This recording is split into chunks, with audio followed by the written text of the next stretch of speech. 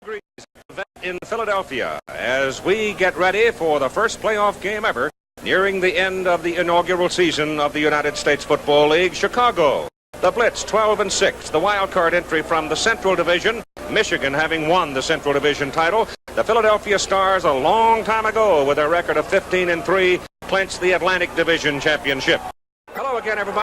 I'm Keith Jackson, and we begin a full day of sports, afternoon of sports at least, here on ABC. Our ball game will be followed immediately by ABC's Wide World of Sports. It was back on May 15. These two teams met for the only time this season. Chicago in the third quarter, late in the quarter, leading by a score of 24-10, seemingly had the ball game in hand. But they turned it over three times, producing 21 points for the Philadelphia Stars, and the Stars won the ball game 24, and George Allen's been grouchy about it ever since. Let's turn now to Lynn Swan, our analyst and commentator, and talk about what we can expect this afternoon. And there are a lot of folks that smell upset. Well, a lot of folks smell upset because they felt that Chicago had that last game, as you said, in hand, and they're the better football team. Well, there aren't going to be too many surprises in this ball game.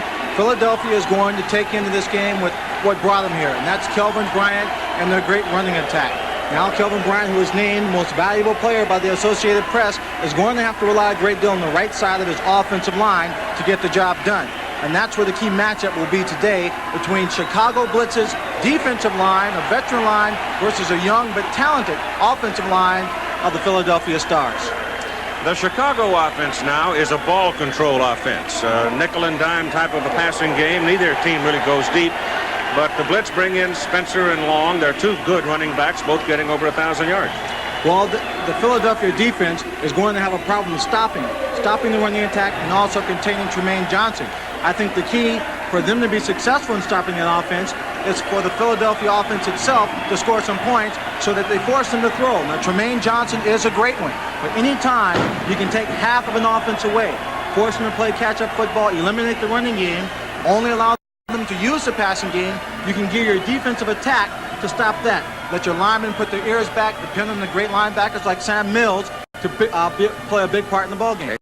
Tomorrow afternoon at the Silverdome in Pontiac, Michigan, the Michigan Panthers, Central Division champions, will be hosting the Oakland Invaders, the Pacific Division champions.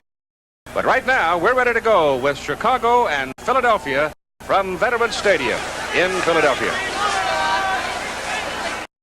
The Chicago Blitz have won the toss. It was kind of interesting little point that Philadelphia going into this flip of the coin was 9-9 for the regular season, and they lose the opening coin toss here in this playoff game.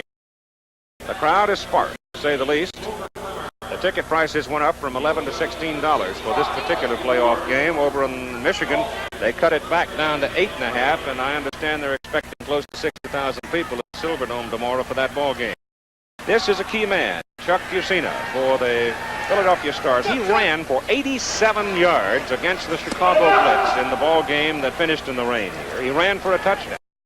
And it was his ability to scramble and pick up key yardage and bootleg one run that went for better than 20 yards for a touchdown. And today, they just simply got to control it. George Allen says they have a scheme he thinks will control it. In closely contested ball games, very often it's a performance of one individual who plays better than he has played all year long that makes a big difference. In that last matchup, it was Chuck Fusina. They wanted him to throw the football. They contained him in the pocket, but he broke loose and picked up the big yard. It is going to be very important that he get off to a good start. We've seen in the past Chuck Fusina get behind, throw a few incompleted passes, and he gets down on himself. And then he has to rely on the running game to give him a little momentum and put himself back in the ball game. So his attitude in this ball game is going to be very important to take a look at. Lenny Willis, number 89, who played with the Buffalo Bills for 4 years, Ohio State man, is back watching the ball bounce out of the end zone. So Dave Trout hits it big on the first effort today. Trout, the leading scorer in the United States Football League, and he will be probably an important figure before this day is done. When you have a man like Lenny Willis, who is among the tops in the league in returning kicks, it's very important to keep the ball away from him. Bobby Scott, who started the year, as many of you know, with New Jersey, now the quarterback for Chicago. Tim Spencer, Kevin Long, the setbacks, 46 and 48 respectively. The tight end is Paul Ricker, and the wide receivers you saw, Wayman Bugs and Tremaine Johnson. On the first carry of the ball game, they stick it into the middle with Tim Spencer. And Spencer is immediately dropped at the line of scrimmage by John Bunting and company. The offensive front for Chicago, Rob Taylor, 280 tackle, Tom Thayer, 250 guard, Wally Pursuit, 255 center, Tim Norman, 275 guard, Nick Iyer, right tackle, is 275, and Ricker at 6'3", 245, with Tim Reitman beginning to play a little more each week, having come back off injury. You send Johnson now to the top of the picture, and Wayman Buggs comes to the bottom of the picture, and Bobby Scott, 10-year veteran out of Tennessee, back to throw the ball for the first time on 2nd down and 10, has nobody to throw it to, and he eats it back at the 14-yard line. That was big number 94, Dave Opar, that came in on the tackle along with John Brooks. And he was looking downfield for a receiver that had them well covered, and the defense came on top. Fielder, Ofer Case, a 3-down lineman, and they're all three good. I think they're fine defensive front. Bunning, Howard, Mills, and Brooks, the linebackers. Jonathan Sutton, Mike Lush, Scott Werner, and Antonio Gibson, the defensive secondary. And now they mark him at the 15, actually, where it is 3rd down and 15 for the Chicago Blitz. And they may play a little more man. Philadelphia may today. Right now they give it to Tim Spencer. Spencer stumbles a bit as he tries to turn it around the corner. Runs it out to the 22. And Chicago's first defensive possession is the old tango. They'll punt it. Well, they're going to punt the ball as usual. Chicago's offensive scheme was to run the ball first, try and soften up the middle, and they didn't do it very successfully. Wally Pursuit is a veteran center for the Chicago Blitz. He'll be going against Dave Opar, the nose tackle for Philadelphia, and that'll be a key matchup as they try and soften the middle of the line to get the running game started. Sure-handed Scott Werner to receive the punt from Frank Corral. Corral averaging over 40 yards per punt. Had a very good day last Sunday kicking the ball. They need a big one here to root Philadelphia back. The Stars should get pretty good field position for their first offensive possession. A little pressure on Corral, but Frank gets it out of there. It's a fine kick. Scott Werner back up to 32, missed by 1, coming back up the field. That's a good return by Scott Werner. Comes back. Scott Werner did a great job of evading the first tackler or would-be tackler downfield, picking up a couple of blocks. He hasn't fair caught many this year. He's a courageous young man back there, and he's also one of the leaders of that defense. So we should see a lot of action from him this afternoon. Kelvin Bryant had a week off last week. He lines up behind Big Booker Russell, the fullback. Willie Collier is the fast man of that group of receivers, and he is Philadelphia's primary threat to go deep. Matter of fact, he is their only threat to go deep, with Bitsky and Donovan not having quite the speed of a Collier. So here's Chuck Fusina now from the 43 going to work. That's Bitsky in motion, and Fusina pitches it to Kelvin Bryant. Down the corner he goes. Oh, boy. All the way down to the Chicago. Well, 44-yard line.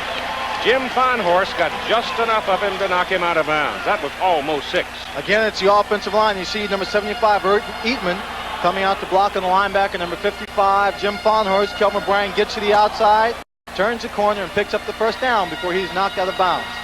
First down for Philadelphia on the Chicago 44. Bryant did not make the trip to Washington last week, and Philadelphia's lost down there to the Federals. Rodney Parker and Tom Donovan are now in at the wide receiver positions for the Stars.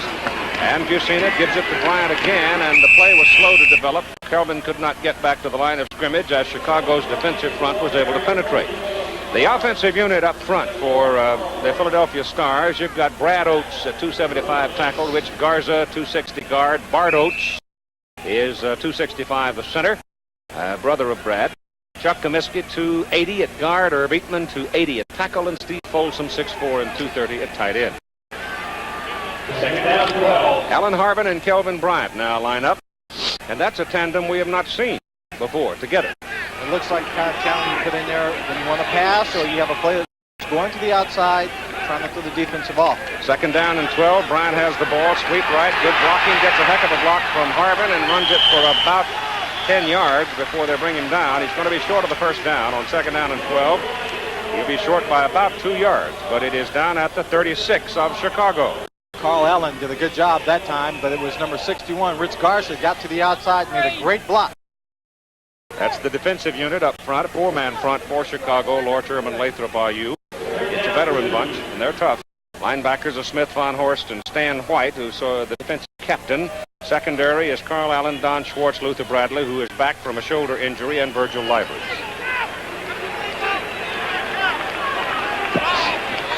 Third down and about 2 yards to go. That's Bryant right up the pipe. And the first down for the Philadelphia Stars at the Chicago 28-yard line. That's third down with a short 2 to go. Kelvin Bryant picks up 5 yards on the play. They are about a 38% team when it comes to third down conversion. It's not a great statistic to look at, but when you realize that they very seldom get in that third down situation. They're a good team on first and second down. They move the ball quickly down the field with that running attack, and there you see the results of having Kelvin Bryant in with some good blocking, just going straight up the middle. 4 carries, 30 yards for the big guy from Tarboro, North Carolina. Ball is just inside the 29, and Scott Bitsky out of Penn State goes in motion. They pitch the ball to Bryant again. They're using him a lot early. And he's to about the 26-yard line, maybe the 25. Junior Ayu, a 35-year-old veteran who played with the Montreal Alouettes for 10 years, made the tackle. Bryant now will go to the sidelines and get a breather as Harbin, number 22, out of the University of Cincinnati, comes in to replace him at tailback. Willie Collier is in there, number 86, just walking away from the huddle, and he'll come out as the wide man. It is second down and 7. The ball is inside the 26 or short of the 25.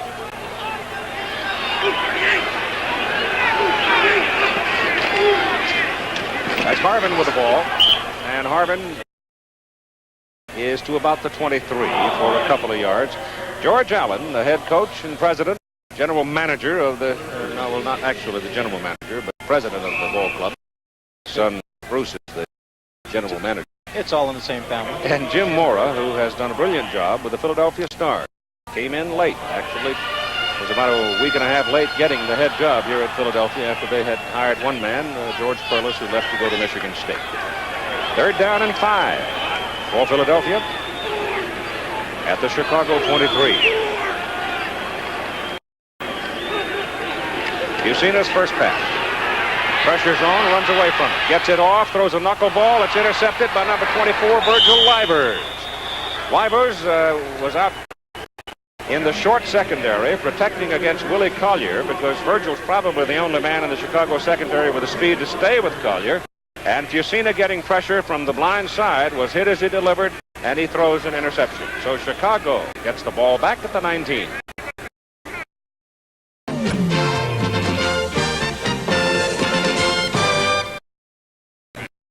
Another look at the interception. Collier, the receiver, goes down and gets involved in traffic, but what happens in this particular instance gives you some idea of how they intend to play in the secondary this afternoon. They're going to play rough and tough, but the interception literally caused by the pressure on Chuck Fusina, because Virgil Livers just standing there and the ball happened to arrive where he was. He ran a little hook route where he was going to slide to the outside, and he actually was open. But his number 74, as you said, Joe Herman, that came in, put the pressure on him, forced him out of the pocket. He may have actually tipped that ball as he threw it. So here's Chicago now, getting the ball back at their 19. First down, Bobby Scott, the quarterback, turns around and hands it off. Inside goes the play with Kevin Long carrying. And the big fella who played 5 years with the New York Jets, finished over 1,000 yards for the season, moves the football out to about the 23. Give him 4.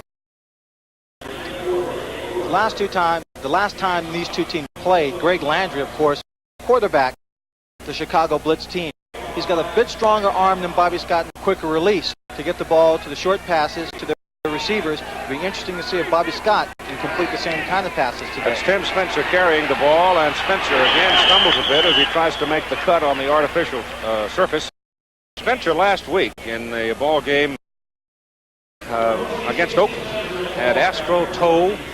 He had pinched nerve. Glitches, pinched nerve, and in the ball game he played quite a bit actually, and wound up with a slight concussion. So he has been taking a battering.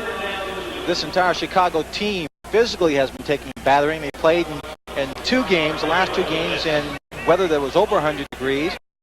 Heat affected the conditioning of the players. 3 tight ends in now on third down and 2. Spencer drives it out across the 30, and that will be a first down for Chicago.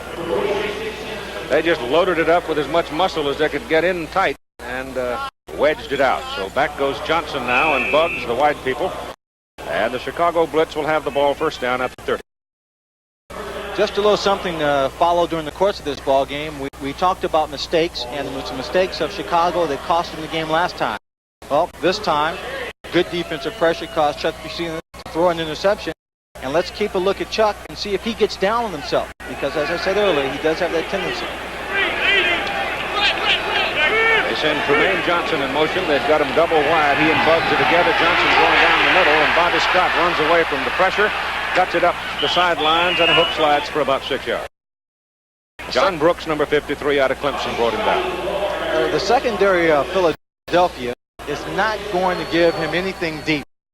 They respect the receivers he has, especially Tremaine Johnson. They know Wayman Buggs has the capability of getting downfield, making the tough catch. We've seen him make a couple of great one-handed grabs throughout the season. So they're going to get that defensive linebacking group, the secondary back, force them to try and throw in between those zones, and hopefully they'll be able to pick it off and keep pressure on it. From the 36, Tim Spencer. And Spencer runs into Glenn Howard, a rookie out of Minnesota, and they get him short of the first down by a couple of yards. In the ball game we did earlier this year, when Michigan came here to play Philadelphia, Michigan looked like they were going to be able to manhandle, muscle them around, but in the second half, they just sent everybody. I mean, they blitzed as many as 4 people. Probably defensively the best tactical game I've seen all year in coming up with that scheme. It was very successful. Third down and a yard. Boatner is in the backfield, and the ball goes to Kevin Long as Boatner, a big guy of 225 pounds, helped open the hole for it. And Chicago has another first down. They can't let Chicago sit on the football like this. No. Matt Boatner has played Sterling throughout the year. He's only had 45 carries but gained 256 yards. And that's a 5.7 average per carry. And we saw him last week come to the ball game and makes a very big run. Last week he carried the ball 9 times for 62 yards and a 6.9 average. You can see on the clock the time in the first quarter going very swiftly. What with the running game we have in here. First down Chicago, 44. And Bobby Scott back to throw. Looks for Buggs. Buggs is wrapped up, has to go back over the middle. And the pass is good to Paul Ricker, the tight end. And that will be another Chicago first down. So he looked for Buggs. Johnson was covered down the other way, and Bobby had the time to take it down the middle. You give him that much time, he'll pick. Sure. What he's going to see is number 23, Antonio Gibson. Well, you don't see him there. He was on the outside doing a great job. And Paul Ricker wisely just hooked it up in the open seam of the zone, and Bobby Scott found him. Paul Ricker, who was cut from the team before the season began, then with the injuries to Tim Reitman, was picked up and has come on to play very well for them. First down blitz, Philadelphia 44-yard line. Good possession this time for the Blitz. They started back on the 19. First down pass by Scott. Throws it as far as he can for Tremaine Johnson, and it is short.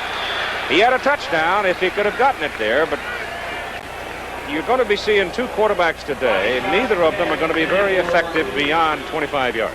Now that time, Mike Lush, number 27, and Jonathan Sutton both did a very good job of covering him. There's a flag down on the play. But excellent job. Number 26, Jonathan Sutton, forces him inside. He wants to go inside. Fakes a little short when he's going deep. But Mike Lush leads the team in interceptions. Personal foul. Roughing the passer. Number 99 on the defense. First down. John Alford whistled and flagged for decking Bobby Scott after the pass was away.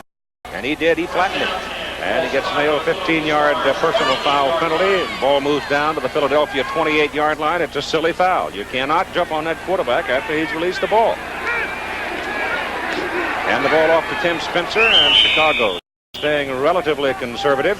Takes it over the middle for about 4 yards. Keith, there's always a lot of tension before any big ball game.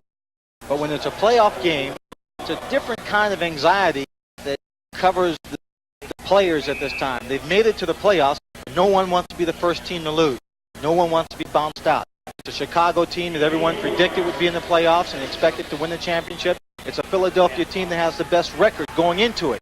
Both of them expect to win and feel that extra pressure. Scott Werner now, the strong safety, comes up and in a support position picks on Tremaine Johnson. Now plays the short zone, and that leaves the tight end Ricker open on the left side. And Scott sees him, drills him down to the Philadelphia 16, maybe the 15-yard line. So this is a very impressive possession by Chicago. Well, it's a 5-cent pass in the nickel and dime offense, just eating their way slowly down the field. He wants to go deep. Everyone's covered, so he just throws a safe pass out to Ricker, who picks up about 5 yards on the play. We've got 3 minutes and 15 seconds to play in the first quarter. Philadelphia's seen the ball one time. It's been all Chicago in this particular march from their 19. First down at the 15. Give the ball to Kevin Long. Looks around for nothing in the middle and tries to take it outside. And he'll get a yard out of it as Mike Lush out of East Stroudsburg comes up to make the tackle. That's a good tackle by Mike Lush coming up from that strong safety position. Long just had nowhere to go up the middle, but no one was able to get a hold of him. Everything was plugged up. Just bounced it to the outside wisely, not dancing around too much in the backfield and getting thrown for a loss. Glenn Howard, number 51, calling the defensive signal. The Philadelphia offense is sitting on the bench. And the Chicago Blitz are marching it down the field. Second down and 8. Ball just inside the 14. And Scott back. He's looking for Spencer. Can't get it to him. Goes instead to the short man, Ricker, the tight end. And Ricker is dragged down near the 1. So it'll be first and goal to go Chicago. Oh, he hit Ricker for a good gain. He also had Tremaine Johnson on the right side, wide open on a long route. Didn't have the time. Again, looking to his outside. Ricker is just running to the outside, sitting there, just waiting on the outside, letting the play develop. Then he stands there, and once the quarterback needs him, then he comes back inside, running away from the defensive coverage. Now to 3 tight ends. On first and goal. Spitzer hit short of the goal line. Really stuck. Got to be Sam Mills.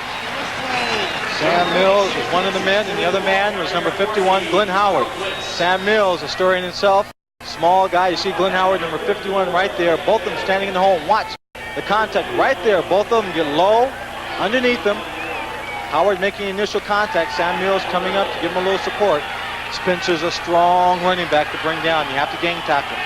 Inside the 1, second down and goal. This time it's Kevin Long. And he is not in there. That time it was Dave Opar, Don Fielder, Frank Case, the entire line coming in low, getting underneath the offensive line and just tripping him about the ankles. He had no time, no momentum to get up in the air and get over the pile. So they're jawboning right on the Philadelphia goal line now. Third down. They've run 2 plays from the 2, and they've got about 1.5 feet to go with 1 minute and 10 to play in the first quarter.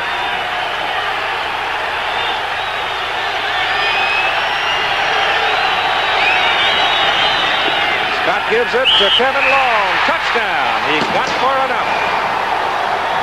Kevin Long, he just barely, that's all you need, got that football over the line of scrimmage by going up, extending his arms, reaching out literally with the football to break the plane. He's hit low before he gets across. Right there, you see his arms. Had he not extended them, it would have been 4th down. 14 plays, 81 yards, and they used 8 minutes and a second to get the touchdown. And the defense of Chicago will appreciate it. Keeps them off the field, keeps the veteran group well rested. Kevin Long, that's his, scored 13 touchdowns on the year to lead his team. Frank Corral's extra point is good. So you've got exactly 1 minute to play in the first quarter. Philadelphia has seen the ball 1 time. And this is precisely what Jim Morrow's football team can't allow. They can't allow Chicago to march it 81 yards if they hope to win. Well, it wasn't easy, but Kevin Long stuck it in the end zone for Chicago. The Blitz take a 7-0 lead with 1 minute to play in the first quarter. The winner of this game will face the winner of tomorrow's Michigan-Oakland game being played at the Silverdome in Pontiac next Sunday night, July 17 in Denver for the USFL Championship. Corral will kick off. Alan Harbin is deep for Philadelphia. And there will be no return.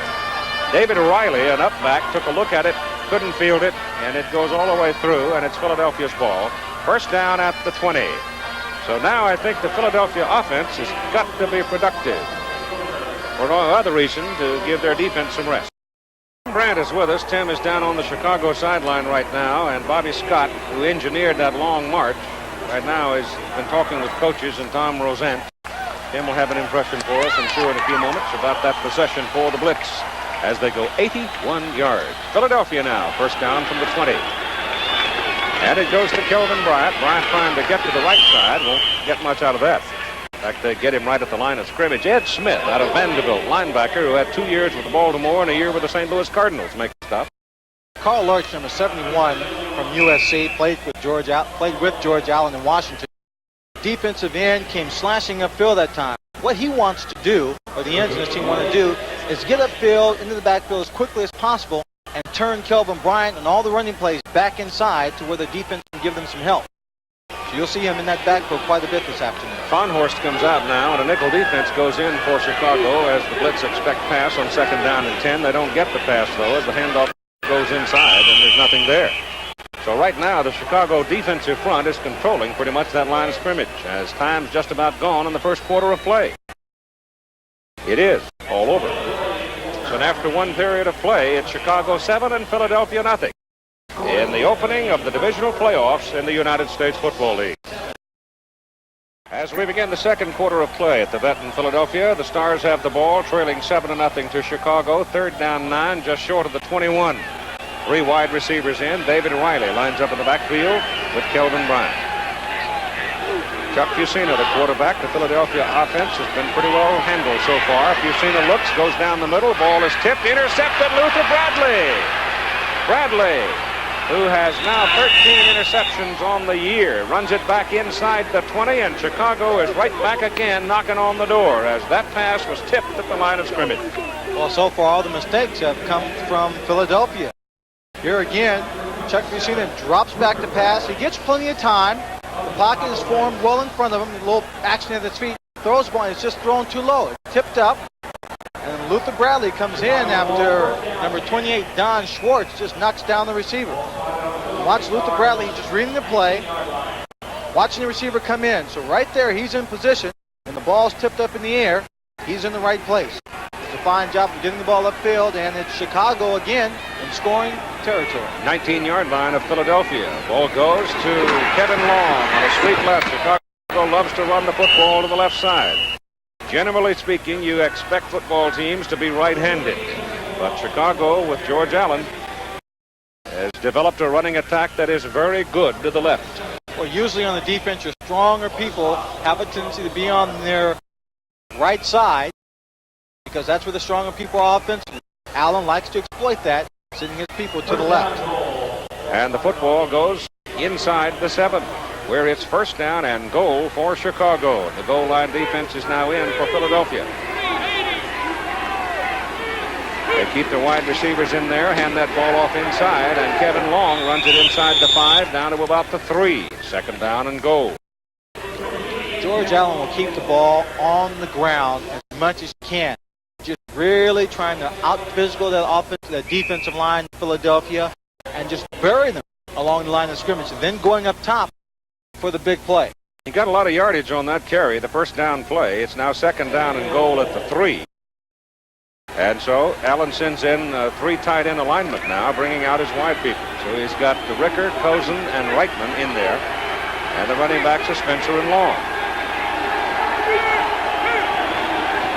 And it's Bobby Scott rolling out, going to the corner, touchdown. You could see it coming all the way. He had so much room to the outside with a lead blocker. Why take a chance and put the ball in the air when you're on the run? Just run it in yourself. He did that just fine. Completely catching the defense of Philadelphia off. They're slanting right there at the right direction. Receivers are covered. Right there, he's out in front. He's got a good 5-yard lead. And he's got a blocker out in front of him. Number 68. Just pulling down the side. Number 94, Dave Opar, has no chance of catching him at that stage. Corral is in for the extra point try out of Roseanne's hold. Kick is good. So now with 13 minutes and 21 seconds to play in the first half, Chicago goes out on top by a score of 14-0, and Philadelphia's mountain is getting pretty high. Well, the Philadelphia Stars need to shake themselves a little bit now. Chicago Blitz are just controlling the football all the time in this game so far. You see, they didn't take very long to get that one in, but the last time they scored, they went 81 yards in 8 minutes. That ball is kicked so deep there will be no return on it by Corral. Knocked it through the end zone and out of there.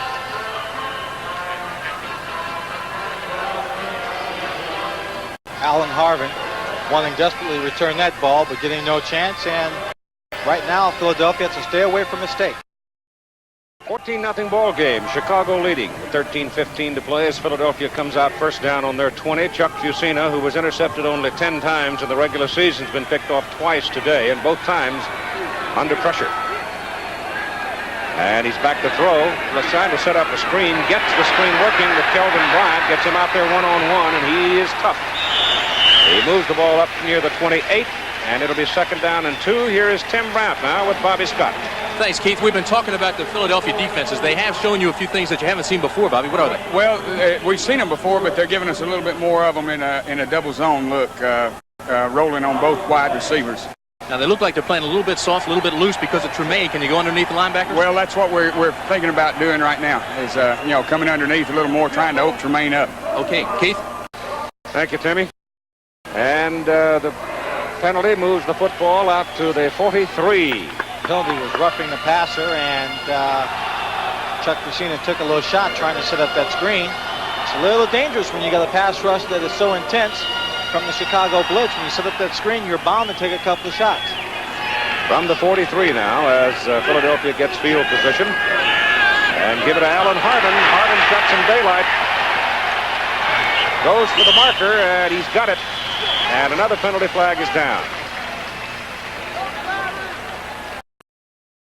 It is early in the ball game where you normally will get your intimidation moves, and we've had a couple of those on both quarterbacks. And this time the penalty is going to go against Philadelphia. Looks like a holding call. That's what they signal for, and these two teams had a very angrily fought game the last time. Antonio Gibson was ejected from the game last time, kind of an unfair ejection. Offense, number 44. Oh, Second Kelvin down. Bryant, First hand down. in the cookie jar. The referee is Bill Parkinson, umpire Jerry Hart, Jack Pitkus, the head linesman, Larry Hill, the line judge, Grover Clemmer, the back judge, field judge, is Wes Ward, and Ted Humphreys, the alternate. So that backs him up into inside the 40 to the 37. And it's first down at about 17. Bryant looking for some daylight, finds it. He's as good as anybody at reading a hole and exploiting it. He gets the football out near the 47. Picked up about 10 yards. And again, we've got a little scuffling going on as the play comes to an end. Well, no sooner than you talk about it, but the center, Pardotes, is getting into a little scuffle. There he's got good blocking to the outside. He strings that defense along. He just cuts it inside, picks up a few more yards. Kelvin Bryant can stop so quickly and then just cut either direction and then pick up speed as quick as I've seen any back. A truly gifted and instinctive runner. Kelvin's out right now for a rest. Alan Harvin is in. They don't lose much either with Harvin, the 200-pounder. Second down and about 6 for the first down. And Fusina's pass is picked off by Eddie Brown. Eddie Brown, who intercepted last week against Oakland and ran for a touchdown, slipped in behind the receiver and picks that one off. And that's 3 interceptions of Fusina so far today. All 3 drives, possessions of Philadelphia have resulted in interception.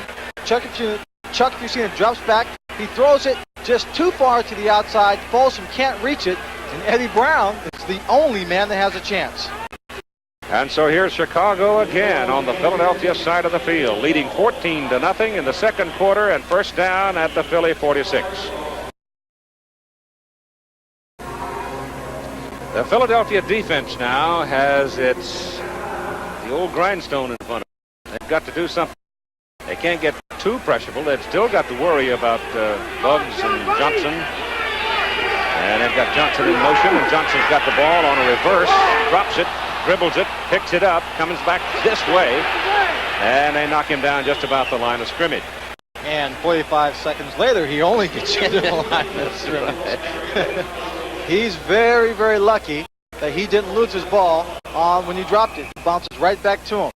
Good play seeing him in motion on the reverse. He gets a lot of momentum that way when he gets the ball, but right here he just drops it, bounces right back in his hands, and he starts to do his little dance. A little bit to the right, a little bit to the left, and hello. Don't be surprised if you see him throw that ball like that. I wouldn't be surprised. I think between the two teams, Chicago has more of the capability to execute the trick plays. Johnson down the middle. The pass is intended for Kevin Long, trying to set up a little screen outside for him, but number 25, Scott Warner in on the blitz, and he came up from the outside. And I don't even know if Bobby Scott actually saw him. If Bobby Scott did see him, he did a good job getting the ball away before he was sacked. See his head's turning. He just gets off a bad pass right there, and it falls short. Long just can't scoop it up. Chicago in this ball game has been 3 out of 4 on third down conversions, and there are the Polaroid pictures or the instant pictures. I don't know, giving a free commercial here, but this is somebody's taking the pictures, sending him down as Scott's in trouble, and he's going to be sacked way back. Number 56 is the man that finally gets him, George Cooper. George Cooper coming in on the blitz from the outside, and number 96, Don Fielder, taking advantage of it, corralled Bobby Scott in there, threw him for the loss, and this time they come out on top of that third down situation. Philadelphia defense making its first big play of the ball game, and Chicago now on fourth down from the 43 will kick it away. Frank Corral has had the ball out of bounds inside the 20 on 32% of his kicks this season. 24 times he's knocked the ball out inside the 20. Last week we saw him wiggle one out on the 1. Well, that one won't go there. Scott Werner backs up, gets a nice big bounce and fields it back at the 8-yard line, gets a little help coming back up the field and breaks it big.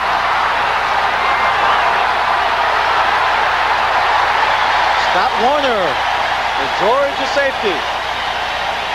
That's the kind of a moment that can stir a team up. Well, the first punt he had a chance to get in the first period, he did a fine job of returning it, setting up good field position. This time, it's a low kick, takes a high bounce, and actually out-kicks the coverage. Now he gets a good block right there by McCants, picks his way downfield. It's a 49-yard punt return for Scott Warner, 38-yard return for Scott Warner up a 49-yard punt. And so here Philadelphia gets the ball back in good field position at their own 46, but Chicago leads at 14-0. Well, let's see if the heroics of Scott Werner now on the defense can jack up the Philadelphia offense from their own 46. Chuck Fusina with Alan Harvin at tailback behind Booker Russell. And Fusina, who's been intercepted 3 times, goes to the air with it, and a good catch. Willie Collier. Catch by Willie Collier. Number 86 out of the University of Pittsburgh. He's tackled. The hit is made by Virgil Livers, number 24. See if I can get my mouth working correct here. Collier goes up in the air, makes a great catch here. Concentration, holding on to the ball. And right there, Livers just hits him a little low, tosses him back, and he lands squarely on his back, but I think he's in shape, and he should come away from that one okay. He'll be a little bruised on tomorrow. First down from the 41, penalty flag, and I don't think Fusina came away from the snap cleanly that time.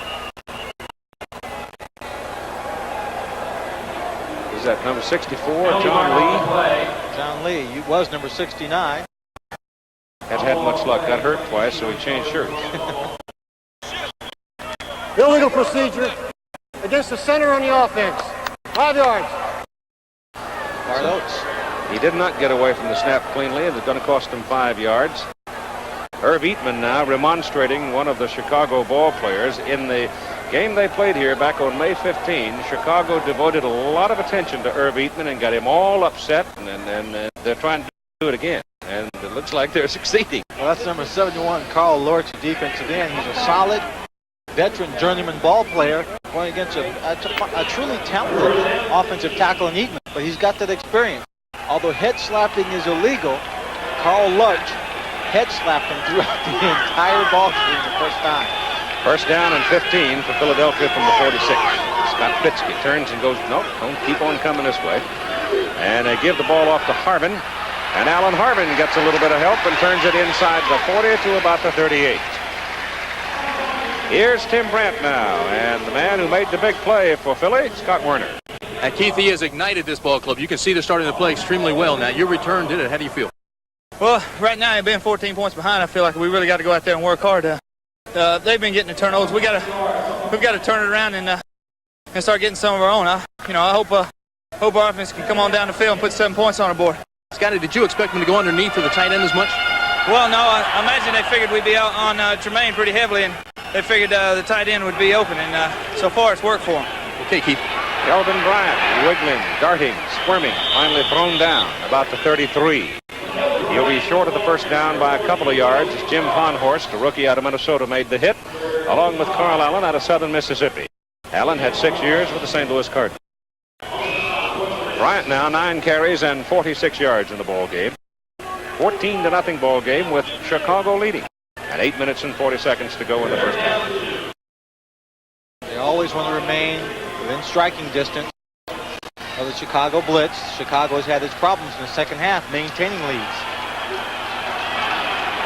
Jeff Rodenberger, number 34, comes in at the wingback position. Give it to Bryant. Bryant going for the first down.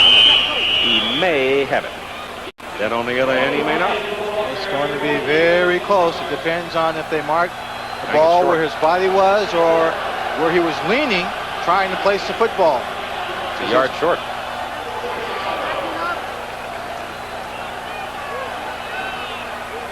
You're right, that's a good yard short.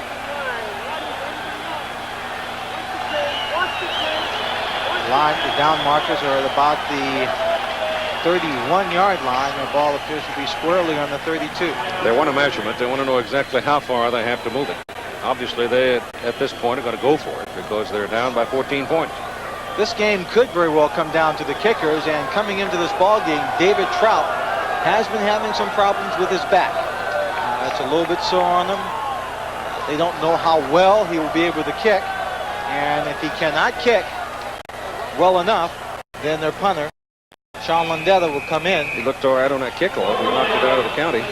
But that doesn't say anything about accuracy. Yeah, that's true. But Philadelphia is going to go for it here at fourth down.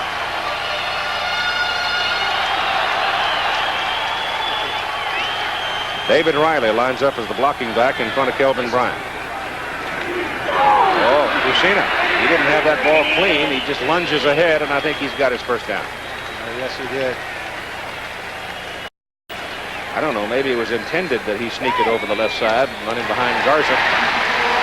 But it didn't look like he came off the snap clean with it. They've got a man in motion here. That's Riley. He takes the ball. You're right. It just pops up. And right now, I think he just decides to take the ball himself. I'm in agreement with you, Keith. I don't think he was really supposed to carry it. But he did the wise thing, trying to reach back and hand the ball off at that stage, would have probably resulted in a turnover, or at least not getting the first down. From the 30 now, Philadelphia keeps it. First down and timeout is called. When we started the game today, it was 92 degrees, which means it's going to be well over 100 degrees down on the rug. 7 minutes and 31 seconds to play in the football game. Philadelphia still having trouble getting on track. 15-0 lead, Chicago. Philadelphia with the ball, making their first threat of the afternoon. They're down on the Chicago 30 for the first down. First down, Philadelphia. Scott Fitzke is wide at the bottom of the picture. Flanked out of it. Lucina hands it inside. Or there's not much there. It looks like Chicago has a copy of Philadelphia's playbook. Oh, they're right there on top of everything. David Riley, number 35 out of West Virginia, trying to get some yardage. And he was stopped right at the line of scrimmage, and only his size, leg strength, allowed him to pick up 2 yards on the play. Alan Harvin comes in now, replacing Riley, so you'll have Bryant and Harvin in the same backfield. Both rather good pass receivers. Willie Collier to the top, Scott Fitzke to the bottom. Fitzke has not seen the ball yet today. Second down and 8 from the 28. Lucina gives it to Harvin. He's got some room. He's past the marker. He's past the 20. He's still going inside the 15. That's a tough run by Alan Harvin. Really a good, tough one by Alan Harvin. But what makes that play work is the blocking up front and the rush of the defensive line. The end came straight up the field, and the tackle just lets him go. Right at the top of the picture, number 77, Junior Ayu, right there straight up, and he's just pushed all the way back by Brad Oates. Then Alan Harvin can cut inside of him, get downfield, and he's a small man with very, very strong legs as Luther Bradley brings him down. So it's first down. Philadelphia at the Chicago 14. They bang around. Harbin's got it again. And he gets to the 10. Harbin and Fusina ran together in the handoff. Eddie Brown made the tackle on Harbin. I think there's a little tension. Philadelphia teams are taking so long to get on track in this championship game. Alan Harbin out of Cincinnati, that's his 4th carry for 28 yards. At one time in his junior year was actually in a wheelchair because he couldn't walk. He suffered knee and leg injuries that kept him in that wheelchair. So in his effort to come back, he has worked a great deal on his leg strength to try and help himself to stay away from those injuries and wears a leg brace. Second down, a long 6 from the Chicago 10. Fusina gives to Bryant, touchdown. Behind Garza and Oates. That's the Philadelphia offense that has racked up 15 wins in its first season. Running of Kelvin Bryant, 10-yard run that time, just a real quick opener. He cheats up to the line of scrimmage, gets good blocking by Bartholtz, number 50. Garza was pulling to draw everyone off. Right up to Miller. There's not even a safety around to make saw a number stop. 7 at Kit Lathrop. He thought he was going to go outside. He moved out of there and just left the hole wide open. Wide open. Caught him in a little stunt. The extra point try by Dave Trout is good. And so we now have ourselves a ball game here with 5 minutes and 21 seconds to play in the first half. Chicago 14 and now Philadelphia gets on the board with 7. A little snort of oxygen for Kelvin Bryant, having run in for the touchdown from 10 yards to make it a 14-7 ball game. Coming up tomorrow, the Michigan Panthers hosting the Oakland Invaders, Michigan winning the Central Division and Oakland winning the Pacific Division. We'll be visiting with the starting quarterbacks in tomorrow's ball game, Fred Vasana of Oakland and Bobby Hebert of Michigan at halftime. The ball is set up for Davy Trout on the 35. And the deep man for Chicago is Lenny Willis. Trout hangs it very, very high. They have good coverage on it. Willis waits at the 4. They got the wedge working pretty well for Lenny Willis. Fumbles the football. Philadelphia gets it back. The ball just pops right away from him into the waiting arms of Jonathan Sutton, number 26. What an opportunity. And officials now are down the field. They signal it is a fumble. Ball belongs to Philadelphia. I'm sure the Philadelphia players are saying that Lenny Willis was down. It was a 26-yard return and a fumble. That he was down. The whistle should have been blown, and it was not a fumble. Right now, he gets into a pile. The wedge is very good. You can't see it right there. He's falling down. He's being brought down, but the ball, obviously, out of his possession, right into the hands of Sutton. Philadelphia now gets a break after turning the ball over 3 times itself here in the first half. From the Chicago 36. Fusina fumbles the football. Chicago's got it. Bonhorst picks it up. For heaven's sakes, Bart Oates and Chuck Fusina, now that's 3 times they've had trouble with a snap. And that time it got loose. And tempers are getting a little hot on the sideline. What's happening is Chuck Fusina is pulling away quickly from the center. A little bit too fast in his effort to get back, to drop back and get square in the pocket, and they're not making the connection. These are entirely too many mistakes for a championship ball game. So Chicago gets it right back on Philadelphia's 4th turnover. It's at the 41, where it's first down for the Blitz. They lead 14-7 in 5 minutes to play in the first half. Bobby Scott trying to get something going quickly, misses Trumaine Johnson, and Trumaine was in pretty good traffic. Mike Lush, number 27, had bumped into him just as he made his cut. Mike Lush was driving on that pass. He thought he had a chance to pick it off and went for it. Made sure it wasn't complete. The ball was thrown a little bit behind Trumaine Johnson on a quick slant. That's really not the place you want to throw it. You figure the defensive back will be trailing there. That time, if he had not thrown it behind him, Mike Lush would have a clear shot at picking it off. Second down and 10 from the 41. Scott looks for Johnson, goes short instead to Ricker, the tight end, and he's got a big play. Paul Rickard goes down to the Philadelphia 40, and it's a Chicago first down. Paul Rickard is tackled by Scott Warner. I'm laughing because Paul Ricker is another man with great moves. He was running down the sideline. Scott Warden just planted himself right in his path. Scott and Ricker just kind of slowed up like he was going to juke him and then ran right into him. Paul having a big day. 4 catches and 53 yards. It's been pretty quiet the last couple of weeks. But they're giving Ricker to Scott right now. And the ball off inside. Tim Spencer and Kevin Long, the setbacks, and it's Long carrying the ball. His gain should be in the neighborhood of 4 yards on that carry. Once again, number 25, Scott Warner, lining up close to the line of scrimmage. Just kind of slanting in from the outside, almost stopping Long in the backfield. They give Werner quite a bit of freedom to pick and choose his spots. Plays the strong safety position. Normally lines up on the side of the tight end. That's Kevin Long, and Long, who ran for over 1,000 yards, gets a first down inside the 25 at the 24.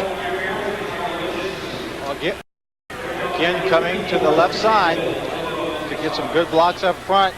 Kevin Long's a strong back and gets ahead of steam. Tough man to bring down. Right here, he just gets a good block on the outside by his receiver. Wedges his way in between 2 other safeties, 2 other defensive backs, and picks up another 4 yards. Chicago operating first down at Philadelphia 24. Philadelphia beating themselves right now with 4 turnovers in the ball game. And Chicago trying to just wedge it on down the field, keep it on the ground, and eat up the clock with 3 minutes to go in the first half. Kevin Long again carrying the ball. Coming into this ball game, the Chicago Blitz led the league in time of possession with 33.26 as an average for each game. In the first quarter, they've held the ball 10 minutes and 12 seconds compared to 4 minutes and 48 seconds to the Philadelphia offense. And again, the turnovers giving them possession of the ball most of the time. Second down and 7. That's Tim Spencer with it.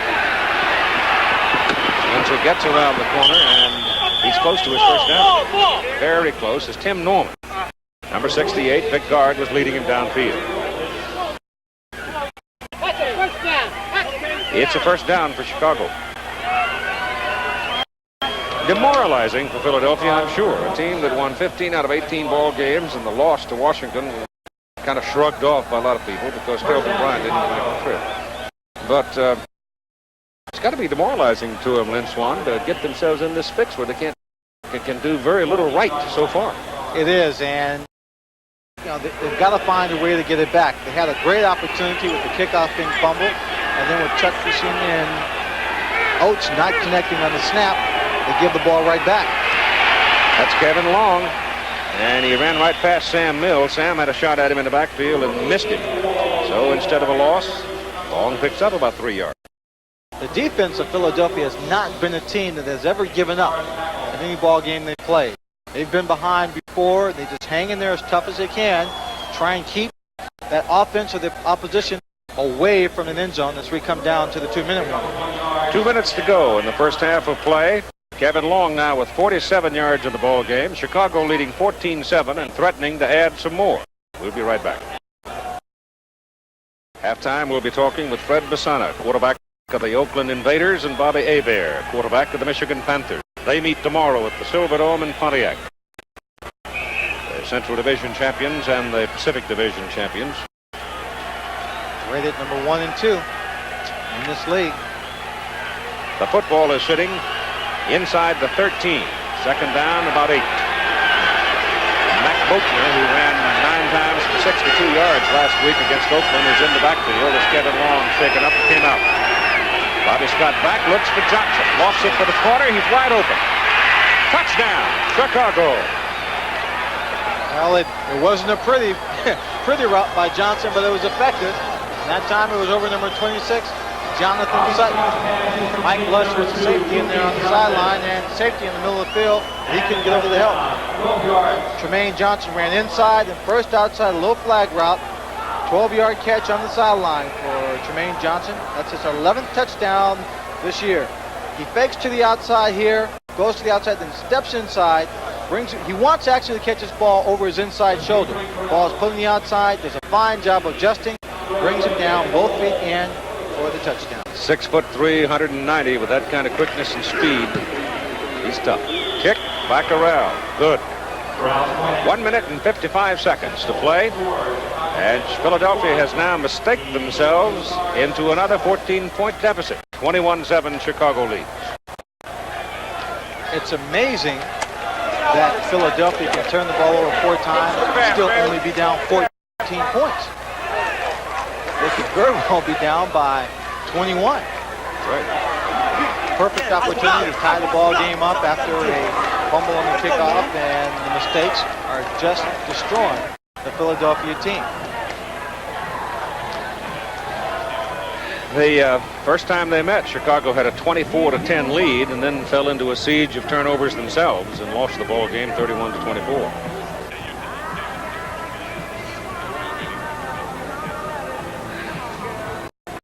Very often the team gets a big lead like that and kind of relax in the second half. I was talking with Greg Landry about that fact just before the game started. He says, well, when the game is close in the second half, we haven't lost that many.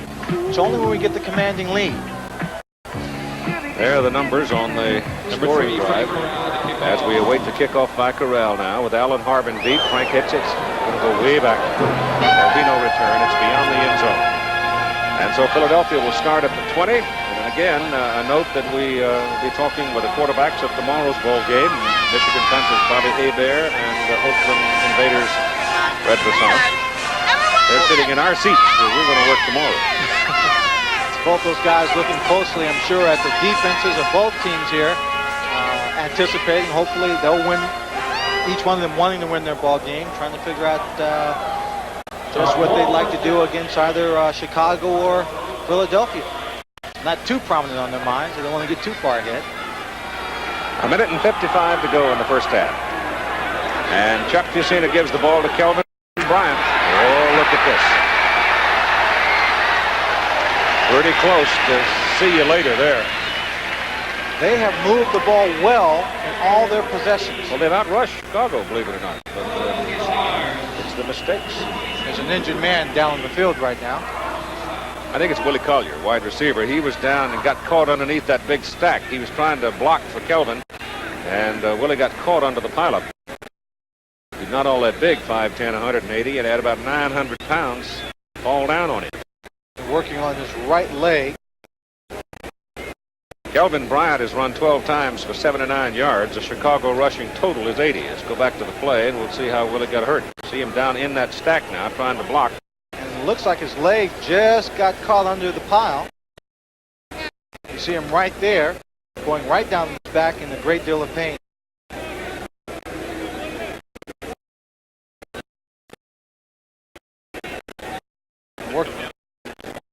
Let's spend a moment now with Tim Brandt and Tremaine Johnson. Keith, we talked about the defenses earlier, how they were playing a lot of zone, but they were also playing man in and out. It looked like that's what you had on that time. It looked like a blitz. Yes, on that particular play, the free safety came up in a blitz, and Scott read the coverage and had a man-to-man coverage on me. And so we came up with a corner pattern and we came up with 6 points. Now, we talked with Bobby Scott earlier. He was saying that they were playing a little bit loose, a little bit soft, trying to take away the deep routes from you, and that's why he was going under the Ricker. Can you feel him tightening up now? Yes, they playing me in and out. They're trying to play me underneath and trying to play me deep. They're trying not to give us anything we can work with, but we're just going to stay with the game plan and stay with the basics and hope that we can come up with a victory this afternoon. How about the heat now? It's 105 degrees on the field, but that's got to feel like a cool wave after being in Chicago. The Blitz are in better condition than the Stars, and this afternoon we'll definitely prove that we're a better team. How about you, Tremaine? I know that you've had problems with the heat the last couple of weeks, and they've been giving you IVs in the locker room. Do you feel okay today? Yes, I'm in perfect condition. I'm ready to go. I hope that we can win this game and go on to the championship. Okay, good luck. Keith?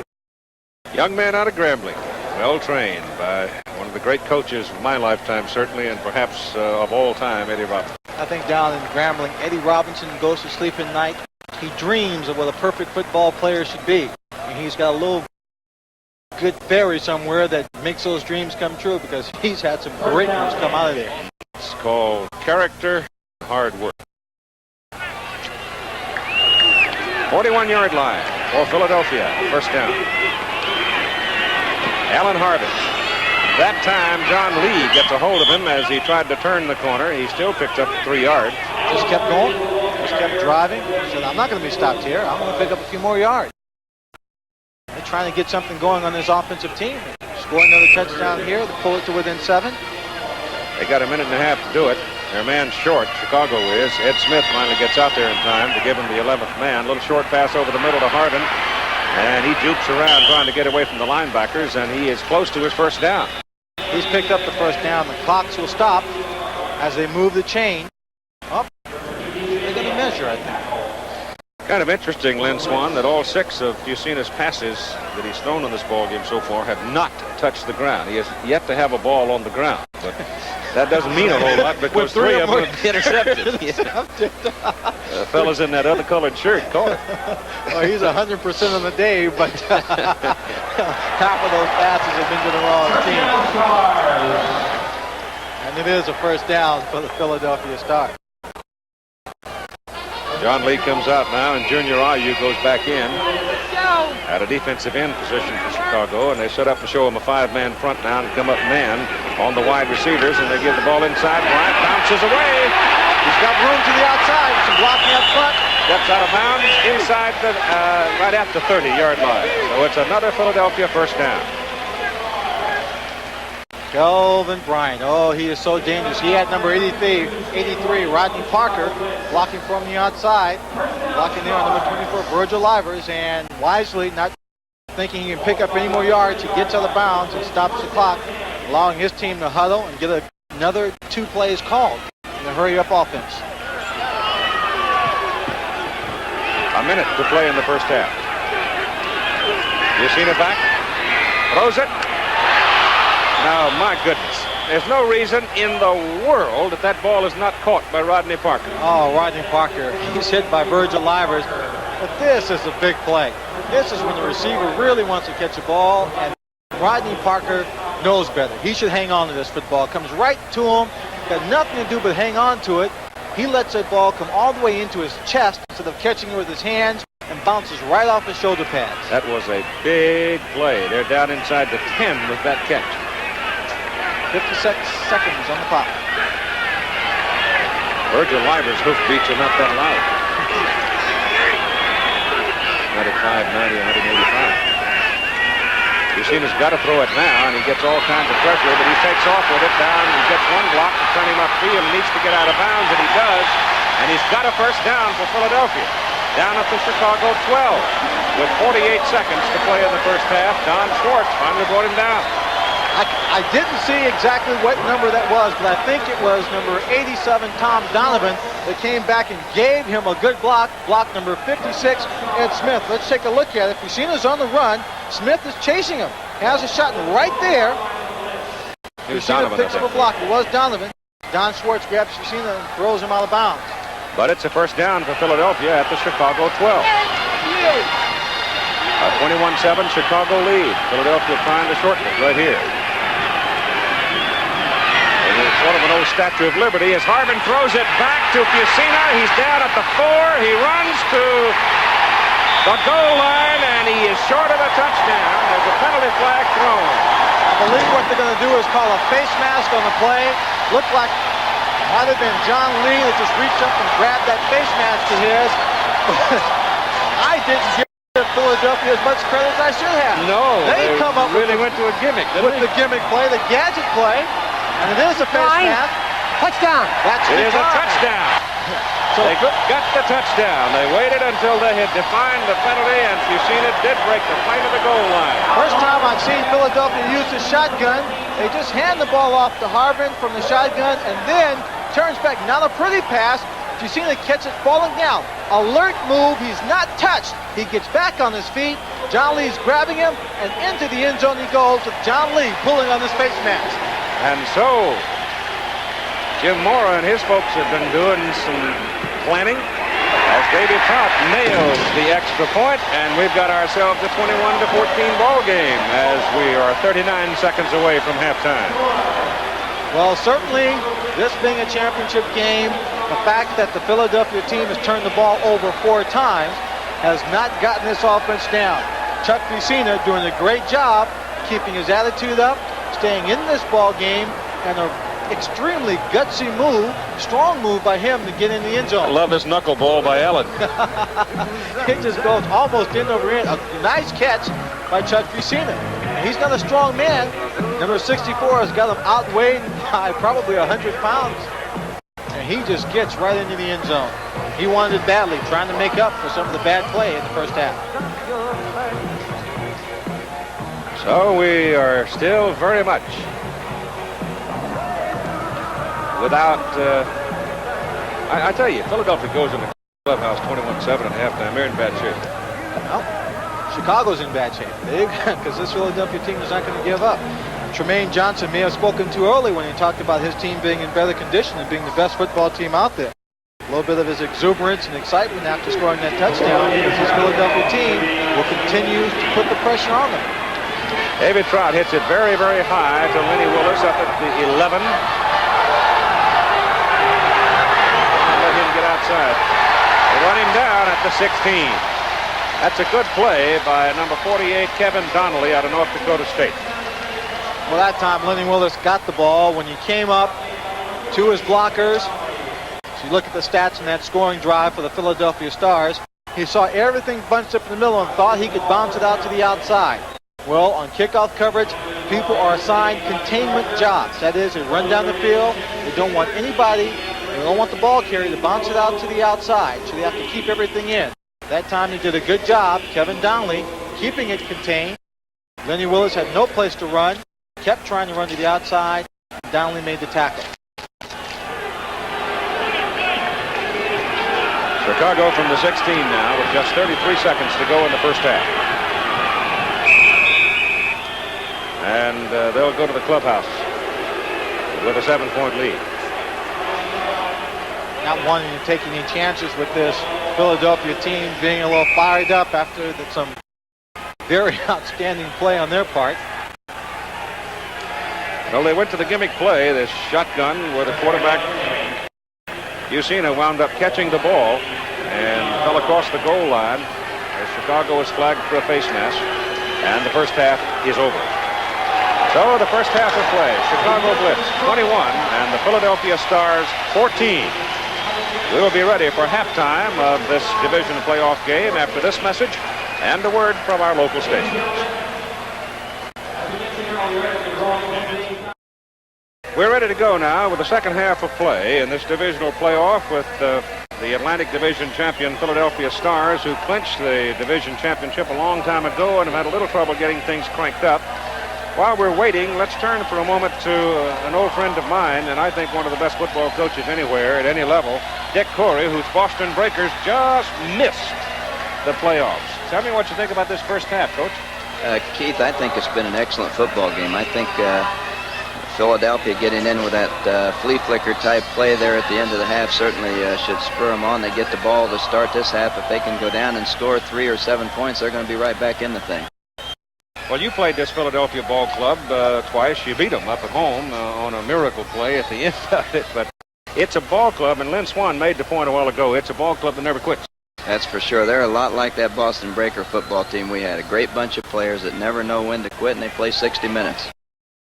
The heat could become a factor, don't you think? I think both teams are in excellent shape, Keith. They've been playing a lot of weeks now, and I think that they both are in good shape down there, and I think that won't be a real factor in this game. Dick, first I'd like to say congratulations on being named by the AP as Coach of the Year in the first year. And secondly, you know, as a head coach, developing strategies throughout the season, what would you do in the second half if you were Chicago or if you were Philadelphia? Lynn, I think Philadelphia, they've done an excellent job of running the football and play calling against Georgia's nickel. I've been impressed with that because I think it's tough to throw against George Allen's nickel defense, and they've done a great job of play calling. They've run traps and little sweep plays and have done an excellent job. The nickel is, of course, the defense with 5 people in the secondary looking for the obvious pass. Well, what do you think Chicago would do differently? I kind of think George would probably open it up a little bit. I think you'll see him pass a little bit more on first down, and he's got a great receiver out there. He's going to try and get the ball to him, but I think he also would like to run the ball to eat up the clock to keep that Bryant off the field. The kickoff to start the second half. Alan Harbin accepts it for Philadelphia in the end zone. He will not return it, and Philadelphia having the first offensive possession now to start at its 20. And we'll go, I presume, with the same people that started the ball game as we look at the statistics for the first 2 periods of play. Well, when you look at the stats, right there you see the cumulative stats for the entire game. But in the second quarter, Philadelphia gained 162 of those yards. And they've done it on the shoulders, on the back, the legs of Kelvin Bryant, and also from Alan Harbin, who is turning in a surprisingly strong football game. And they're the tandem in the backfield right now. And again, Harbin, who has made a lot of yards today, running that ball off the left side. The defensive end for Chicago made a little adjustment that time. RU did not come up the field and give him as much daylight as he has had. But Harbin, with those strong legs, still able to go for almost 10 yards. Willie Collier was hurt in the closing moments of the first half. Let's find out about his condition now with Tim Brandt. He has had x-rays. They're now taping the ankle. Willie, going back in? Yeah, I'll be back in. You know, I think I got a bad sprained ankle, you know, and I hurt my nail a little bit, but I'll be back in. Not 100%? Well, I think so. All right, Keith. Okay, let's hope so. The ball is just short of the 30 on second down. They give it to Kelvin Bryant, and he just puts his head down and just keeps on digging, gets about 5, maybe 6 yards. He does get 6 out of it as he reaches a first down at the 36. Dick, I want to get your comments here just a bit. Kelvin Bryant comes to the middle of the line, just drives a strong leg power to the line. Do you think his strength and power surprised people throughout the league this first year? Lynn, what surprised us in Boston is how hard he runs all the time. He's running 100% every snap and going right at the ground. I mean, going for yardage. He's carried 14 times so far for 105 yards in the ball game, and we're just starting the second half. He went over 100 yards 7 times during the regular season, but there's a pretty good defensive play there by old pro Stan White, who had 11 years with the Colts and the Lions. Stan White did a good job coming underneath the blocker. See him here at the top of the picture.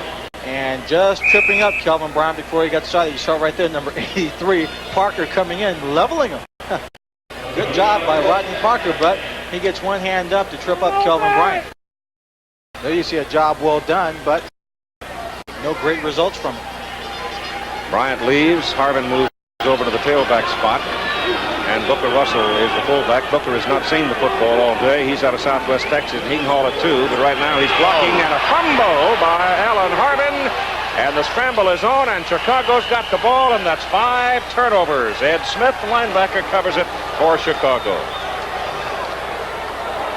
What's causing this? Now, they won the division title a long time ago. They walked through a ball game, they admittedly, last week in Washington, though the Federals played strong at the end of the season. But it's just simply a lack of concentration, I suppose. I think it's a lack of concentration.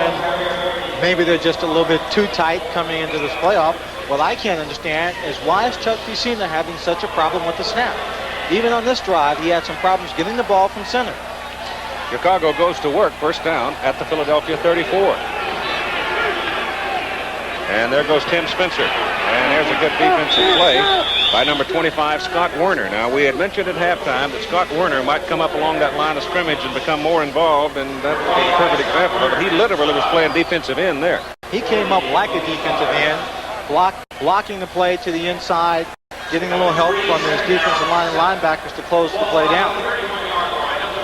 A small man to be taking on some of those pulling tackles and guards. Second down and 7 after the 3-yard gain. Bobby Scott sets up for Trumaine Johnson, drills him at the 19. Trumaine goes ahead to the 16 before Lush brings him down. Dick Corey, what do you think about that Johnson? Isn't he something? I think he's as good as there was in college this year, Keith. I'm really happy he's in our league. I don't like defending him, but I'm glad he's in our league. He's quite an athlete. It's a first down for Chicago at the Philadelphia 16. Giving him a little respect, defensive backs have to get off Trumaine Johnson and lining up anywhere from 8 to 10 yards deep, which gives him that cushion to run 5 yards downfield, breaking inside or outside, looking for the quick pass. You got Doug Dennison, a good receiver, in the lineup, but they hand the ball off instead to Kevin Long, who had a big first half himself, and Kevin is inside the 10 to the 9. They're getting a lot of yardage, Chicago is today, on that first down play on the ground. Quite a bit. Good blocking up front. Good straight ahead running by their backs, and it's been a difference in the ballgame. All of their points have been scored after turnovers. After Philadelphia turnovers, Chicago gets on the scoreboard. From the 9, second down and 3. It's Kevin Long, and this time Sam Mills comes outside and fetches it. Sam, who went up to Toronto for a year, 5'10", 225, and slugging Sam got his man that time.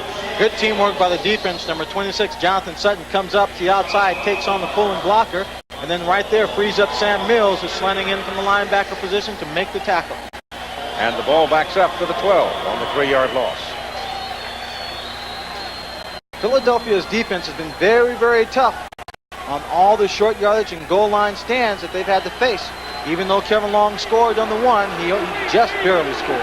Werner comes sneaking up to the tight end side. Scott drops straight back now, and he's looking to the tight end, Ricker, and Ricker has it. Sam Mills covers him, and he's down near the 6, and he is very close to a first down. Scott Werner had come up on the defensive corner and then dropped off for the pass coverage, and that left Ricker loose. Left him loose, and if they've stopped Ricker short of the first down, it'll be due to the play of number 53, John Brooks. And while Sam Mills held him around the ankles, John Brooks came up, wrapped his upper body up, and just held him from leaning too far forward. He's short. And his body length alone would have got him the first down. But Brooks does a great job, and now it's a fourth down situation for George Allen's Chicago Blitz. He's sending in Cousin and Cozen and Reitman, so he's going. On fourth down at about 1.5 feet, he's going. Ricker now has caught 5 balls today for 60 yards. Well, that tells you real quick, I think, the Philadelphia secondary is immensely concerned with Wayman Buggs and Tremaine Johnson, and that leaves the tight end in man coverage. Loose. He's taking advantage of it. 4th and a half a yard. Scott gives it. Long dives. And it just depends on the mark. Werner comes out of there with the ball, but it was whistled dead at the top of the stack. I think they're going to mark it just far enough for the first down, Keith.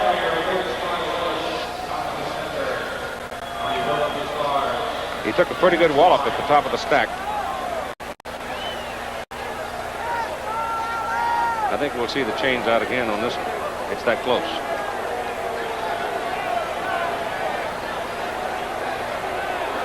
The referee is Bill Parkinson. The chains are out.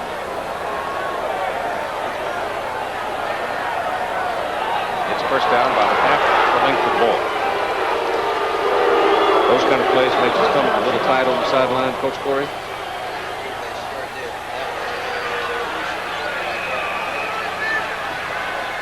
First down and goal to go. The ball is on the Philadelphia 6. 5 turnovers by Philadelphia so far. 62, 370, 370. Kevin Long running left. No, it's Tim Spencer running left, and he's to about the 2. Well, they love to run that football to the left side. As we defined earlier, normally football teams are right-handed. And so consequently, your strongest people are put up on the right side. But in Chicago's case, when they added Tom Thayer to that left guard spot over there, youngster out of Notre Dame, it really helped them. Solidified that side very, very quickly and allowed them to do quite a bit more. Spencer out. Mac Boatner is in now. Boatner, a 225 straight-ahead hammer. He's in there with Kevin Long. Long has it. And he's down to about the 1. Scott Warner slanting in from the outside, tripping him up, pulling him down. He still picked up a yard on the play. Long now has carried the ball 15 times for 56 yards in the ball game, and actually they've marked him down at the 2. Spencer with 10 carries and 33 yards, both of them the regulars for Chicago, going for over 1,000 yards this season. It's a 21-14 Chicago lead with 8:23 to go in the third quarter. Keith, I think with having such a problem really running inside on this Philadelphia team, Bobby Scott may play action, roll it out again, or run the sweep to the outside to give some more running room. Mike Lush is over there on that side. He sends it back the other way, and there's your touchdown for Kevin Long as he slants it in over the left side. So Kevin Long sticks it in the end zone from 2 yards. Mike Lush was signaling that there's a penalty on the play and it's going to go against Chicago as they're backing up right now. Holding. Number 75 on the offense. They caught him. No touchdown.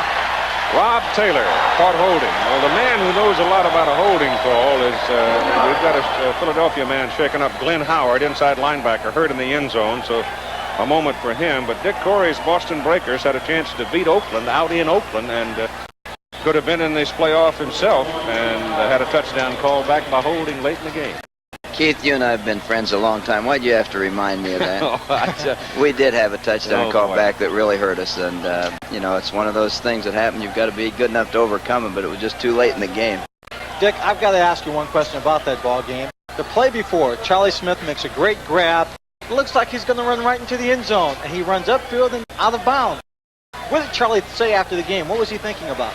I think he just lost his sense of where he was, Lynn. He's been in pro ball a long time, and in looking to films, he could have run it in for a touchdown is what it looked like. But I think he lost his sense of where he was and just lost his balance for a minute. We've got timeout call for the injured player Glenn Howard as Chicago's touchdown is called back because of holding. We'll be right back. Philadelphia defense can exercise the break as Chicago is penalized 10 for holding, moving the ball back to the 12 where it is third down. Keith, I'd check them all up and throw it to Wayman Buck. He has not caught a touchdown pass the entire season. Lenny Willis is in the lineup too. Double wide, top of the picture. That's Willis in motion. So they're going to have Buggs and Willis on the same side. They go down the middle. Boatner, touchdown. Out of the backfield, Mac Boatner. So the holding penalty doesn't hurt them. They get the touchdown anyway. And this big youngster, I think, is going to turn out to be a heck of a football player. Yes, he will. As soon as he gets even more of a chance to play, he realizes that George Allen doesn't like to substitute a lot. When he gets in there, he has to perform, and he has performed brilliantly the last ball game and today so far. So Chicago goes up to a 13-point lead now. Back out of southeast Louisiana, and I'm sure Bobby Hebert out of northwest Louisiana is familiar with him. Young man who will be quarterbacking the Michigan Panthers in tomorrow's playoff game at the Silverdome. The kick by Frank Corral is good. You've got 8 minutes and 1 second to play in the third quarter. This match between the Chicago Blitz and the Philadelphia Stars, and it's Chicago right now by 14. Corral will tee it up now for Chicago, and once again, Philadelphia is down by 14, 5 turnovers. Normally when you commit 5 turnovers against a good football team, you're going to get your tail kicked.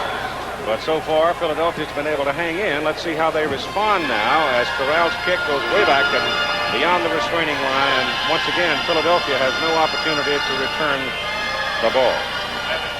So it'll be Philly at the 20. And let's see if they can go through a possession now without making some kind of a mistake after this timeout. Now Philadelphia goes to work offensively at the 20. Chuck Fusina on the day. 3 out of 7, 27 yards, 3 interceptions. As a pass receiver, however, he's 1 for 12 and a touchdown. Scott Fitzke yet to see the ball today. Comes to the bottom of the picture. Rodney Parker, who should have caught a pass earlier, is at the top. Ground game with Kelvin Bryant. Bryant to the line of scrimmage, maybe. Don Schwartz, number 28, and Ed Smith, the number 56. Smith, the linebacker, and Schwartz, the strong safety, making the hit. Defensive line and linebackers staying at home closer to the line of scrimmage now. Relying on the cornerbacks actually play a little bit more man-to-man. They feel they can match up very well against Fitzke and Parker or Donovan when they're in the ball game. Donovan has now replaced Fitzke at the bottom of the picture there, number 87. Both of them Penn Staters for Joe Paterno. Second down and 10. Fusina's in trouble. They've got him. They've got him back at the 6. Ed Smith, number 56, out of Vanderbilt. Junior RU 77. Again, that time they were matched up in man-to-man coverage. Had the linebackers coming. See Carl Lortz at the bottom.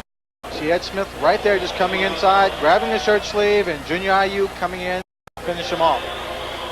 If they can continue to play man-to-man with any kind of success, It's gonna be a long day for Philadelphia. They'll get a great deal of pressure on the passer.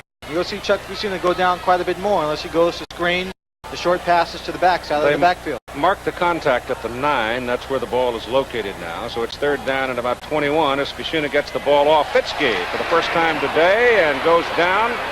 Ball popped loose, so they're going to call it a fumble. Yep, they're going to call it a fumble. I don't believe it. Fumble. 6 turnovers.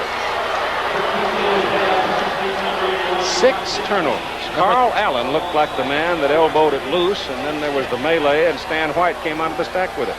Well, Fusina goes back into a little slant pattern. He's got him in the hole. He's running upfield with the ball. Right there, Allen comes in, puts a helmet in, and there you see the ball. It's a fumble, no doubt popping about loose it. before he hits the ground. No question about it. Ball came out. Captain Stan White, very quick to scoop it up. They just got to be shocked on the Philadelphia side. At the 17, first down, Chicago. Double wide, top of the picture. Scott gives it up the middle.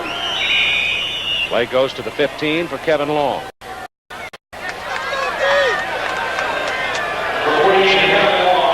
On the sidelines, talking to number 11, Jim Cron, just trying to figure out what he can do. Get things squared away. First, his interceptions. He fumbled one snap. Alan Harvin fumbled. Now this time. But Chicago defense, Swanee, is they're just clogging everything. I think Philadelphia's got to go deep. They got to do something to spread them out a little bit because they're not going to get the time to go deep because they can play him man-to-man. Put pressure on them. Scott quickly pumps, delivers. Oh, my goodness. Mike Lush had nothing between him and the goal line except a warm summer afternoon. And he couldn't quite get a hold of it.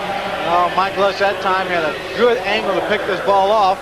Probably a 1 second of hesitation as whether he should just try and knock it down, make the tackle, or really go for the interception. He had to lunge really with his right hand to get out there in front of it to make the tip. If he could have tipped it up in the air, gave himself a little time to run underneath it, he would have been long gone. We would have been up here jumping up and down in the booth screaming what a great play it was. The 15. Third down and 8. Scott back. He's got bugs in this. People travel so far just to run a mile. You tell he's a football player. Well, you were a track man. Here comes David O'Reilly on a short kickoff as Corral shanked it. David took it at the 15 and brings it back to the 31. And all 8 of Philadelphia's previous possessions have ended either in the 2 touchdowns or, if you like the dark side of things today, 6 turnovers. It's kind of hard to believe that they would get themselves in this position in a playoff game. But not a team that's been heavily penalized throughout the year. Certainly they've kept their turnovers down to a minimum. They've got their speed man, Willie Collier, back. They've taped the ankle. Willie's going to play hurt. And Fusina's going to throw on first down if he gets a chance. Won't get a chance this time. Chicago's defensive people up front are whipping Philadelphia's offensive front. They're just flat whipping them. What's it like down on the Philadelphia bench? Well, Tim Brandt, you tell us. Keith, right now there's a little bit of confusion and despair. They aren't quite sure what's causing the turnovers. They are yelling, we have to concentrate, we have to concentrate. And quite frankly, that's what usually causes those turnovers is the lack of concentration. There is that despair. I don't think they've given up yet. They just have to get more intense. They have to play the Philadelphia offense and defense that got them this far. Second down and 8 from the 33 for the Stars. Pressure again. Fusina gets it away. Kelvin Bryant. Stan White can't turn him in, and now he gets some help. And there's a gain. There's a penalty flag. That's going to be a penalty against Chicago, I do believe, and that's going to move Philadelphia upfield into the Chicago side of it. Dick Corey, you've had every coach who's coached any time at all have had moments like this where you think the sky's falling on them. You really do, Keith, and you wonder how it can happen to a team that's going most of the year without that type of football, but I think they lost a little momentum the last couple of games, and I'm not sure that that doesn't hurt you going into the playoffs. But face mask. Number 52 on the defense. You can't explain it sometimes. 5-yard penalty. First down. Inadvertent face mask. They mark it off 5 and move it up to the 44. Anytime you have a running back who can just stay up and drive like Kelvin Bryant, You run the risk of having someone grab that face mask or not hear the whistle as he's struggling to get some extra yards.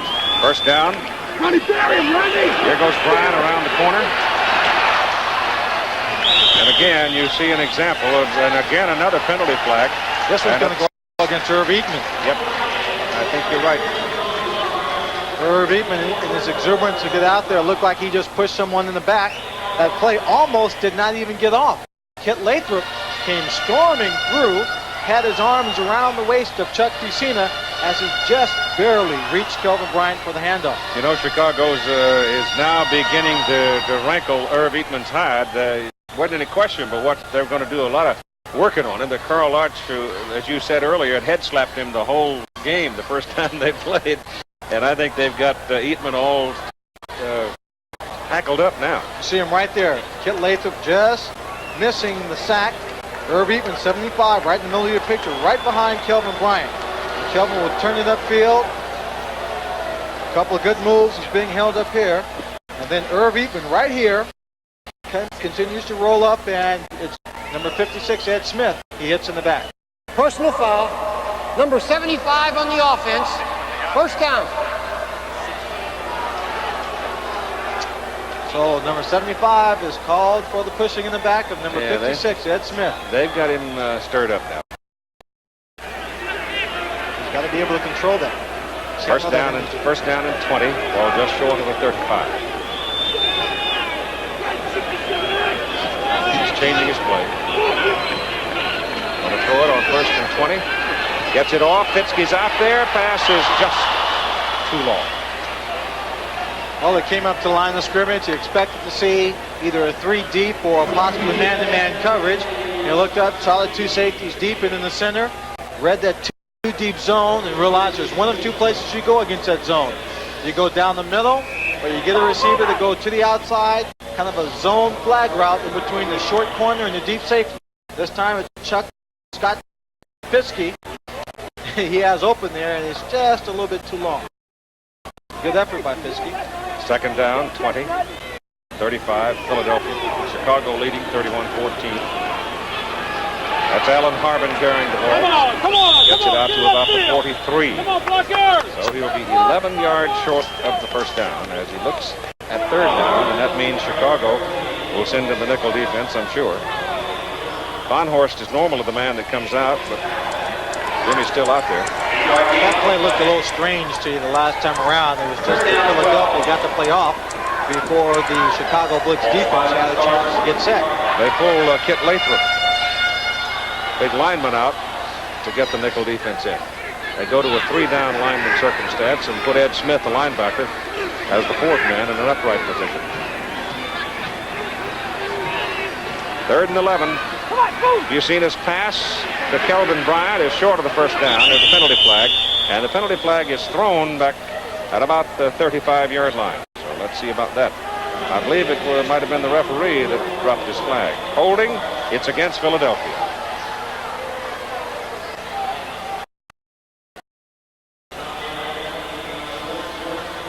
See Kelvin Bryant having some words there with Stan White.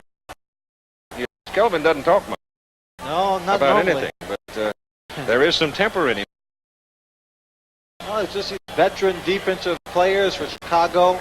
They've been around a good while. Stan White, Carl Lorth, Kit Lathrop, Junior IU. And they're just trying to intimidate them, get them as riled as they can, and force them to make some mistakes. And right there. Number 70 on the offense. A takedown. 3rd down. That's rather. Glenn Howard hurt earlier in the end zone, big linebacker for Philadelphia. He's with Tim Brandt right now. Keith, it does not look like he's going to be back. What did the doctor say, Glenn? I sprained it down on the 3rd play of the goal line down there. And I don't know, it's pretty sore when I got up to walk around. They put a splint on it, but it was still pretty sore, and it's doubtful whether I'll be back right now, I guess. Okay, Keith. They'll miss him. 3rd down, 25. You've seen his pass. He's got a man wide open. The pass is complete. The pass is good to Willie Collier for a first down. So Collier, playing with a sprained taped ankle, shakes himself loose and comes up with a big play. Look at the protection Chuck Fusina gets here. Pocket does a great job. He steps out of it, Willie Collier just traveling the width of the field on the crossing route. See him right there. Fitzke running the route on the sideline. Willie Collier across the field. Gets open. Knows he has the first down when he makes a catch. Falls down. And this team now has a first down. 3 minutes to go in the third quarter. 31-14. Philadelphia desperately needing some points. Give it to Alan Harbin. Harbin missed in the backfield. Turns upfield and gets about 3 yards to the Chicago 40.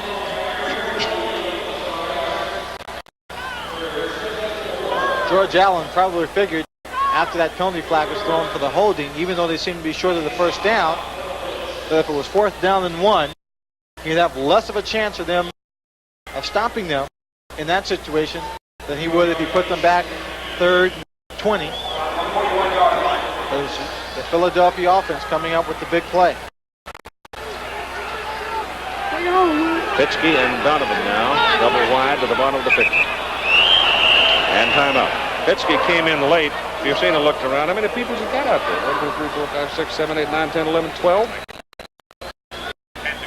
So they spend a timeout with 2:16 to go in the third quarter. You hate to spend a timeout at this point when you're down by 17. Second down coming up now for Philadelphia. 8 yards to go. They have marked the ball at the 41.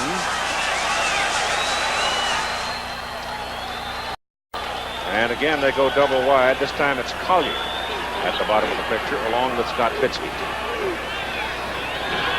Parker's up at the top. You've seen it back. Gets a pass off. Short pass, Harbin shakes a man.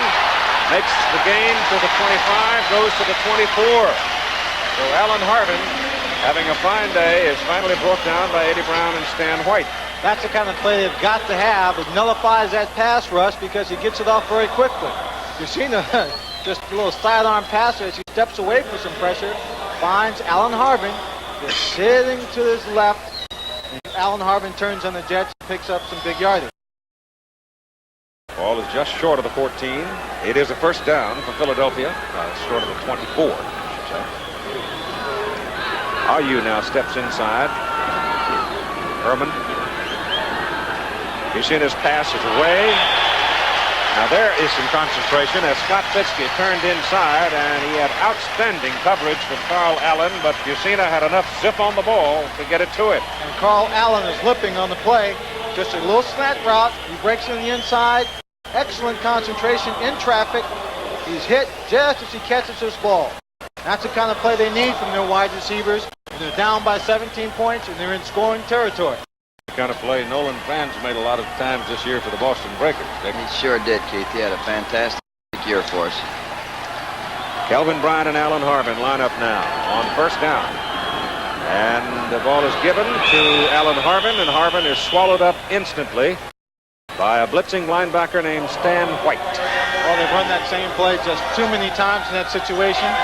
Team captain, the man who calls all the plays on the defense from his outside linebacker position, Stan White, that time just guessed right, based on what they had been doing in the past, and he was right in the hole to stop the play. Didn't overrun it, didn't stay back away from the line of scrimmage. Second down and 14 from the 18.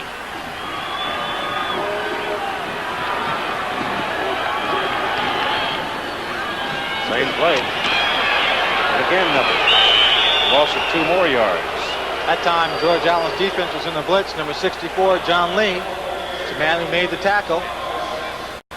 You're watching another exclusive of ABC Sports. Into the third quarter. Score Chicago 31, Philadelphia 14. Back for the final period after this message and a word from our local station.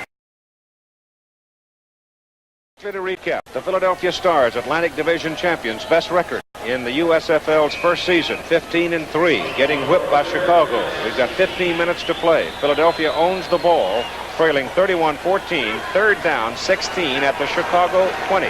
The winner plays the winner of the Michigan-Oakland game, July 17, Sunday night for the championship. And Bucina will throw. He has time, but then finally runs out of it. He can't wait all day. Stan White finally hand-fought his way through the blocking, and he drops the Philadelphia quarterback, sacking him back outside the 25. Well, when you look at these third quarter stats, You see that Chicago and Philadelphia are pretty even on time. Chicago has less yards overall. But what it doesn't tell you is field position, and turnovers. Chicago has had the ball plus 34, the plus 17, the minus 16, the 41. They've had excellent field position throughout this game because Philadelphia just handed them the football. Field goal try from David Trout. A lot of leg on it from 42 yards. He splits the uprights, and so Philadelphia settles for 3 to make it a 31-17 ball game with 14:35 to play. Philadelphia, which historically has been a strong fourth quarter team, now back within 2 touchdowns. 14:35 to play in this divisional playoff game. Michigan and Oakland waiting. They play tomorrow at the Silverdome. The winner here goes on to Denver to meet the winner of that game on Sunday night, the 17th. Lenny Willis is the deep man at the goal line as Dave Trout approaches to kick it off for Philadelphia after his 42-yard field goal, and he just knocked it to Delaware, so there will be no return on it. And once again, the kickers deny the opportunity of a return. Speaking of kickers, Sean Landetta, the Philadelphia punter, has not been in the ball game. They haven't needed him. Every time they had the ball, either they scored or they gave it to Chicago. They turned the ball over. Not a pleasant situation. He liked to at least come in there and save them the opportunity, save them from those turnovers, punt the ball away. But Philadelphia, mistake thrown today. First down for the Blitz as Bobby Scott hands the ball to Kevin Long. And Philadelphia now trying to strip it. They bring Long down after a 2-yard pickup. But he holds on to the football. John Lee on the sidelines was hurt a couple of minutes ago and has come off the field. And you can see that John is still not all that healthy.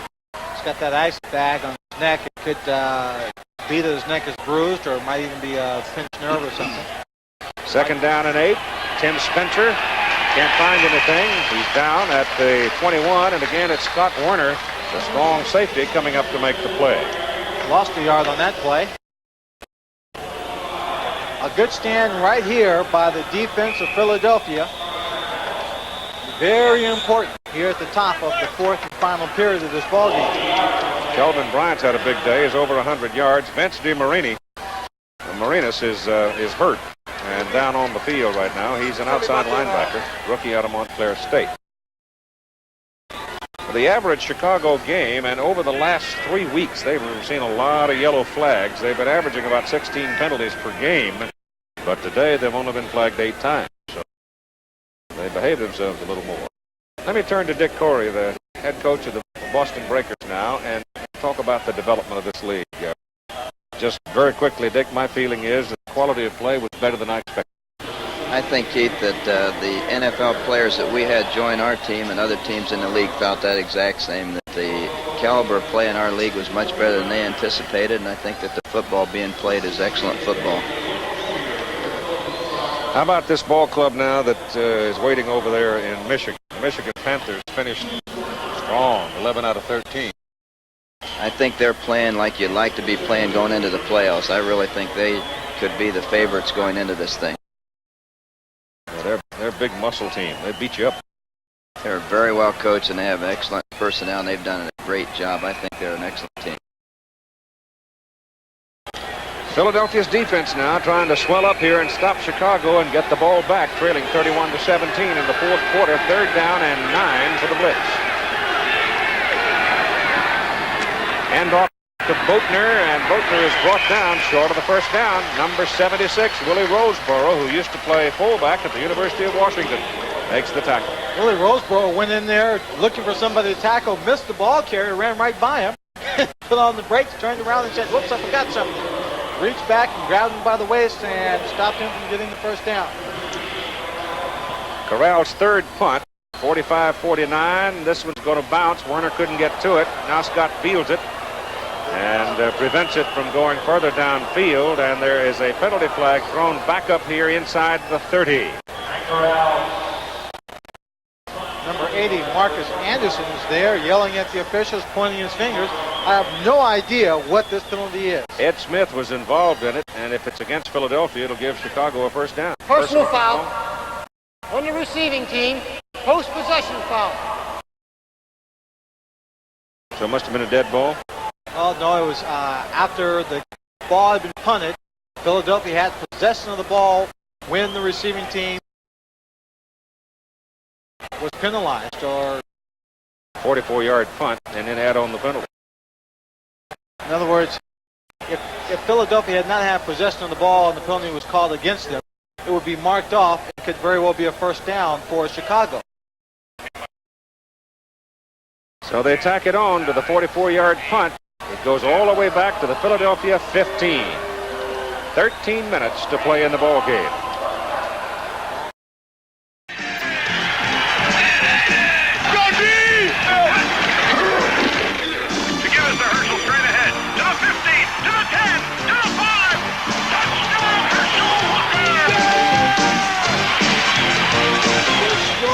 Powerful if we stick together. Let's go.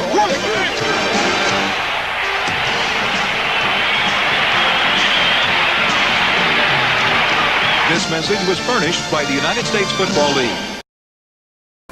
You had errors of omission as well as errors of commission today by the Philadelphia Stars. 6 penalties for 65 yards plus the 6 turnovers. And that's why they're getting whipped 31-17. From the 15, they go to work now.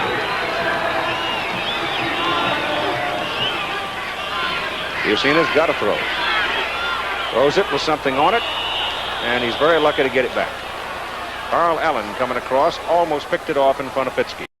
Well, Carl Allen wasn't going to get too far off Fitzke. Fitzke doesn't have that blinding speed that had Carl Allen having nightmares when he was playing against Anthony Carter and the Michigan Panthers a couple of weeks ago. Just stayed right with them, knowing they have to pass the ball, waiting for him to make his break, and playing it accordingly from that point. Willie Collier is the only Philadelphia speed man in that offensive unit. They just don't have that real burning speed. The sore ankle, he's not going to motor it down too fast either.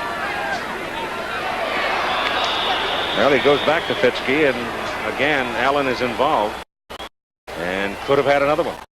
That was a quick slant. I don't think Allen could have picked that one off. Scott Fitzke got his body between the defensive back and the ball, but Carl Allen came up and was able to knock it away from him. Coming down, looking inside. That's Donovan. Excuse me, yes, Donovan. And right there. Well, it's a good. It's a good thing Donovan didn't hang on to it. He might have got up and run for a touchdown. 3rd down, 10. This could be one of those plays they'll talk about right here. Pass is away. The pass is intercepted. Allen finally gets it. He had 2 misses, near misses, and finally he comes up with it. And he runs it back to the Philadelphia 9-yard line. And Ted Dietrich, the majority owner of the Chicago franchise now, dares to celebrate a little bit on the sideline. Well, Keith, you're right. It'll be a play people will talk about. They might talk about it as the straw that broke the camel's back.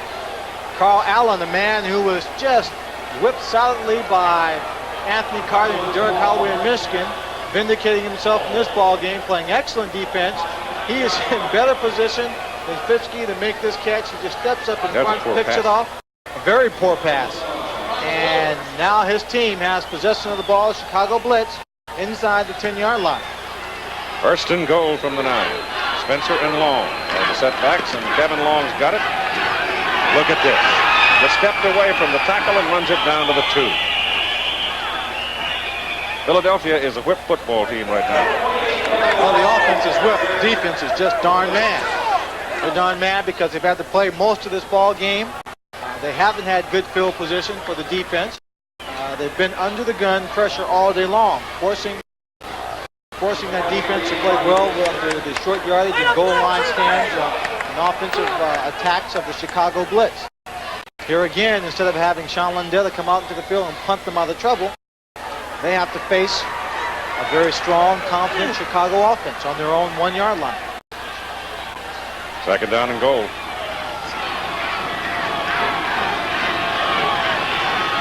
Tim Spencer.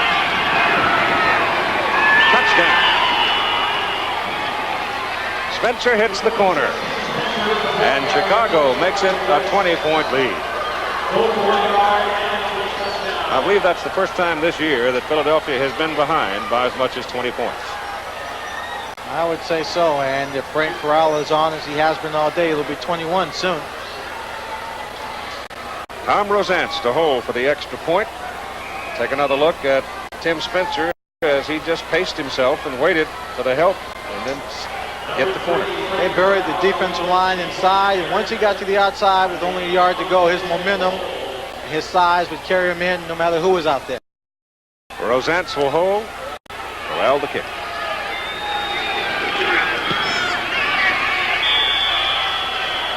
"12 minutes and 4 seconds to play in the football game, and the Chicago Blitz lead the Philadelphia Stars by a score of 38-17. And Dick Corey, are you surprised at this? Keith, I'm surprised at the score, no question. But I thought that Chicago had an edge because it's hard to beat a George Allen team twice in one season. And as I said, they lost a little of their momentum. Chicago had to keep fighting to get into the playoffs, and I think that's a big edge. The attendance today very poor for this city and for this particular ball game, 15,684. How difficult would it be to beat them 3 times in a row? Very difficult, but I think that team that might have that opportunity it's possible for them to do it if they get by Oakland. We're, of course, talking about the Michigan Panthers, who, again, are in the Central Division along with Chicago, beat them both times when they met in head-to-head competition. If they should play and win tomorrow, beating him 3 times in a row is going to be pretty darn tough. Not really, the odds aren't really in their favor. Well, it was 17-12 in the first game early on, and the last time they met, Michigan just kicked them sideways, 34-19. Before they get a chance to play the winner of this ball game, they got to beat the Oakland Invaders, and John Ralston has a few ideas of his own. Yeah, you can bet on that. High hanging deep kick, Harvin running way back, and it'll come out to the 20. So Frank Corral has done a heck of a job. He has knocked that football in the end zone every time he's kicked it off today. Not one single Philadelphia return of a kickoff.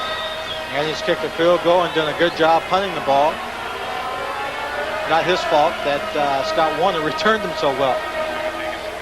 1:30 Eastern time tomorrow for Oakland and Michigan out of the Silver Dome.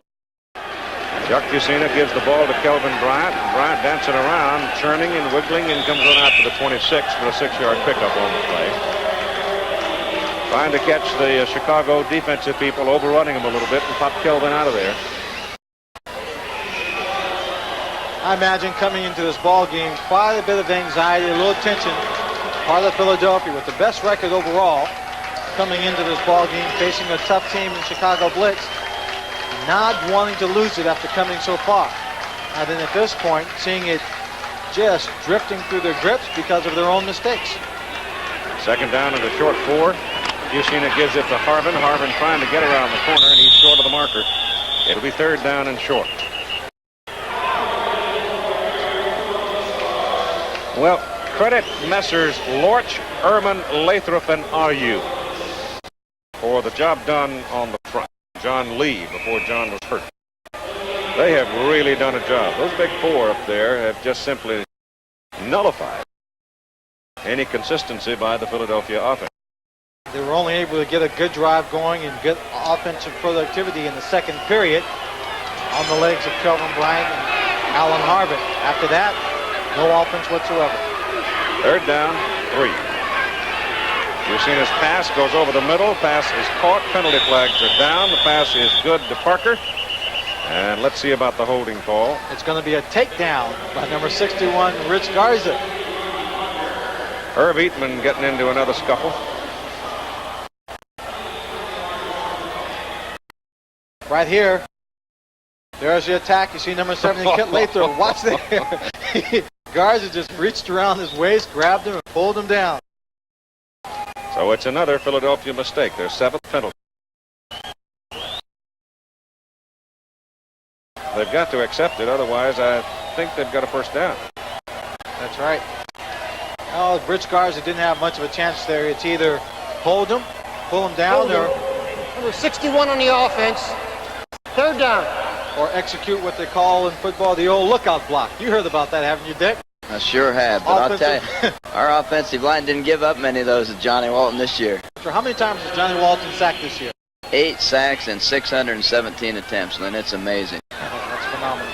Dick Corey, coach of the Boston Breakers, sitting with us in the second half. As Pacina goes back to throw on 3rd down and 13, throws short, another penalty flag. That's Alan Harmon running around, and Alan's got a first down as he gets across the 30. And the penalty is thrown back where the quarterback threw the ball, and Joe Ehrman turns to the Chicago side and say, hey, we got him holding again. That's right, Dan. It's a good thing Harvard at least got the first down, which means they have to accept the penalty and they get one more shot. But now they're getting way back in their own territory. To drop back and pass Personal now. foul, head slap on the defense, number 63. The 15-yard penalty and a first down. Oh. How do you do it? How do you do it? They finally called one of the old head slaps. Well, Ehrman was indicating holding. Felt he had been held back around where Chuck Pacina threw the ball, but the flag, even though the flag was thrown way back there, they've called a head slap up at the line of scrimmage. A little life for the Philadelphia Stars. Late in the ball game, 10-19 in the fourth period. Chicago's defensive line. Carl Lortz admittedly said he was head slapping Irv Eatman, and one of them finally got caught for it. So the ball is out past the 45, where Philadelphia keeps it first down. Chicago's offside. Junior RU jump. Pacina puts it up. Down the sidelines. It is caught! What a great catch that was by Scott Fitzke. Excellent catch by Scott Fitzke. I know RU was offside on the play. But the way the officials are milling around the ball, they may call that he was drawn offside by the offside line. Number 77 on the defense. No penalties refused. First down. What a catch by Scott Fitzke. Chuck Pacina realizes he's got a holding offside and just lets it go. Pacina, his arm's not that strong, but he was able to get it out to Scott Fitzke, who just stopped. The ball was thrown a little bit short, and he just held himself up long enough. I guarantee you that's as far as Charlie can throw it. That's as far as Chuck is going to throw it today. Good concentration, goes up for the ball, pulls it in his hands all the way. The ball wasn't bobbling around, and a 38-yard catch. And it's first down at the 17 and nothing there as Skip Lathrop and Carl Lortz come in to get Alan Harmon. Lathrop 70 and Lortz 71. Dick, I would think that Chuck Pacina at this stage of the game, especially down here inside the 20, might be better off with a little rollout passing. Get away from the pass rush, give him more time. I think he's done a lot of that boot or little rollout that he's pretty good at with the tight end cross or that type of a pattern. Jim Moore calling all the plays from the sideline. Second down and 10. Passes away over the middle for Fitzke. Touchdown. Hail Mary, full of grace. Chuck Pacina threw that ball just before he got knocked right on his back. 18 yards. Let's give credit to Scott Fitzke going up in the air to make that catch. He went right up in the air in front of the defensive back to steal the ball. You see Lathrop coming in. The ball just thrown high in the air. Carl Allen trying to strip the ball after the catch is made. Doesn't have a chance this time as the sure-handed receiver in this group. Fitzke hangs on to it for the score. The extra point is good.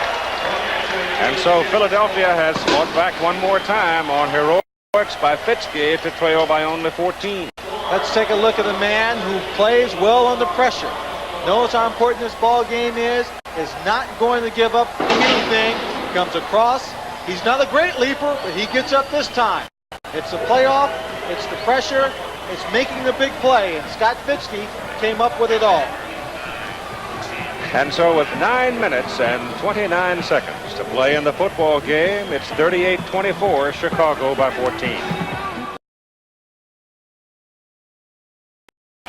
Trout will kick off. There's Scudder.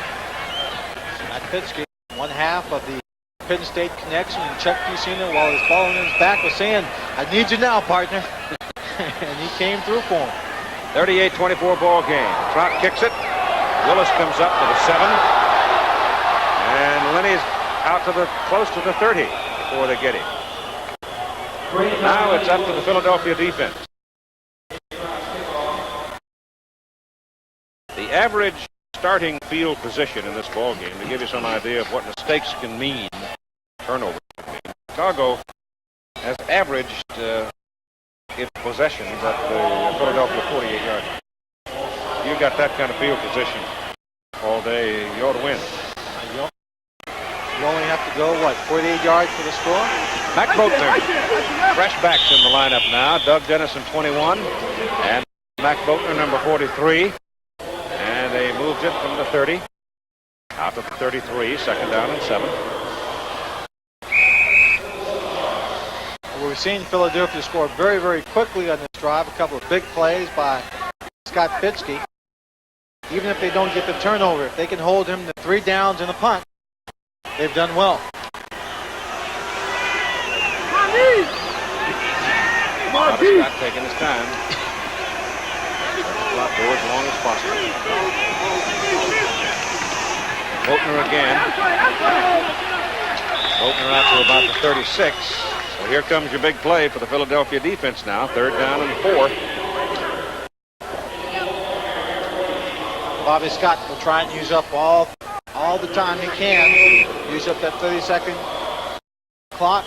Let it run down to about 5 seconds before he calls the play off at the line of scrimmage. Chicago 4 out of 9 on 3rd down conversions today. Wayman Buggs comes out to the bottom of the picture. Wayman still hasn't seen the ball today.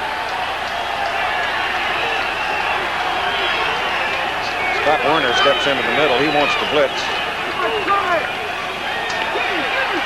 Passes away down the sidelines for Tremaine Johnson. Intercepted. Jonathan Sutton.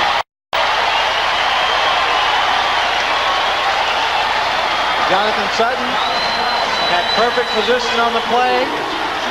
They've been doing their homework. It's a play that the Chicago Blitz have used frequently throughout the season. In this situation, Jonathan Sutton had him covered short. There was help over the top. He tries to go to the outside. Bobby Scott trying to throw the quick takeoff to him. Sutton in the best position goes right up inside. You see Tremaine Johnson trying to get a hand inside to strip it, and he can't do it. Philadelphia's ball, first down, their own 32. Fusina gets it off, just barely. Pass caught, short gain. Kelvin Bryant. No, not Kelvin Bryant. Rodney Parker. Rodney Parker took a lot of time for that short play, looking deeper downfield for one of his wide receivers. Got Willie Collier going deep, but he was covered well. Bryant's not in there. Parker goes out. Collier comes in. Alan Harvin, the lone remaining back. Bryant is out of the lineup. Steve Folsom, number 89, the tight end. He hasn't seen the ball today either. One pass thrown to him that was incomplete. That tipped and intercepted. You've seen his pass complete to Tom Donovan. And Donovan is knocked down at the Chicago 47 and a penalty flag. No doubt face mask, grabbing the face mask, and Donovan was pulled down.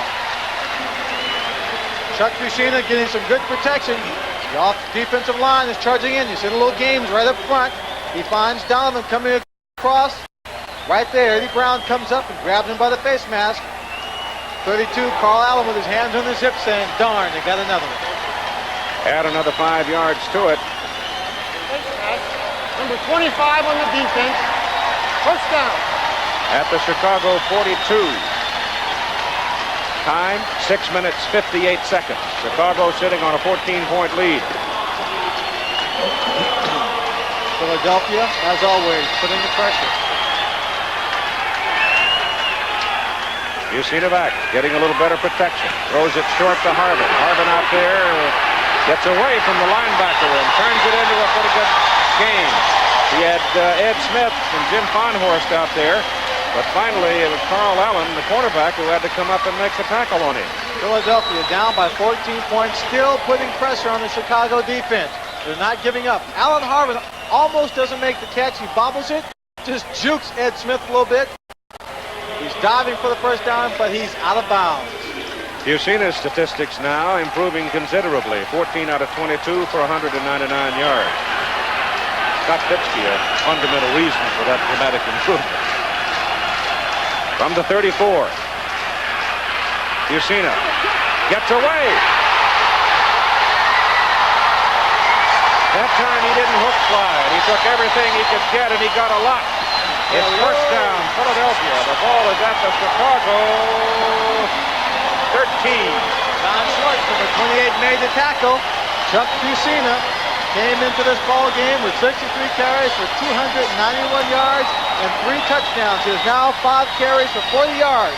Great pressure by the defense, but he gets away, and downfield, he's looking for some place to run to get as many yards as he can. Ball is handed off up the middle to Harvin. Inside the 10 he goes, down to about the 7. Philadelphia spent one timeout, remember, some time back in the third quarter, so they've got 2 left, and we're inside 6 minutes now, remaining in the ball game, and the Stars putting on the pressure. Trailing 38-24. If they can stick it in here, then Jim Morrow's got to make a decision. Does he go for a 7-point differential, or does he go for 2?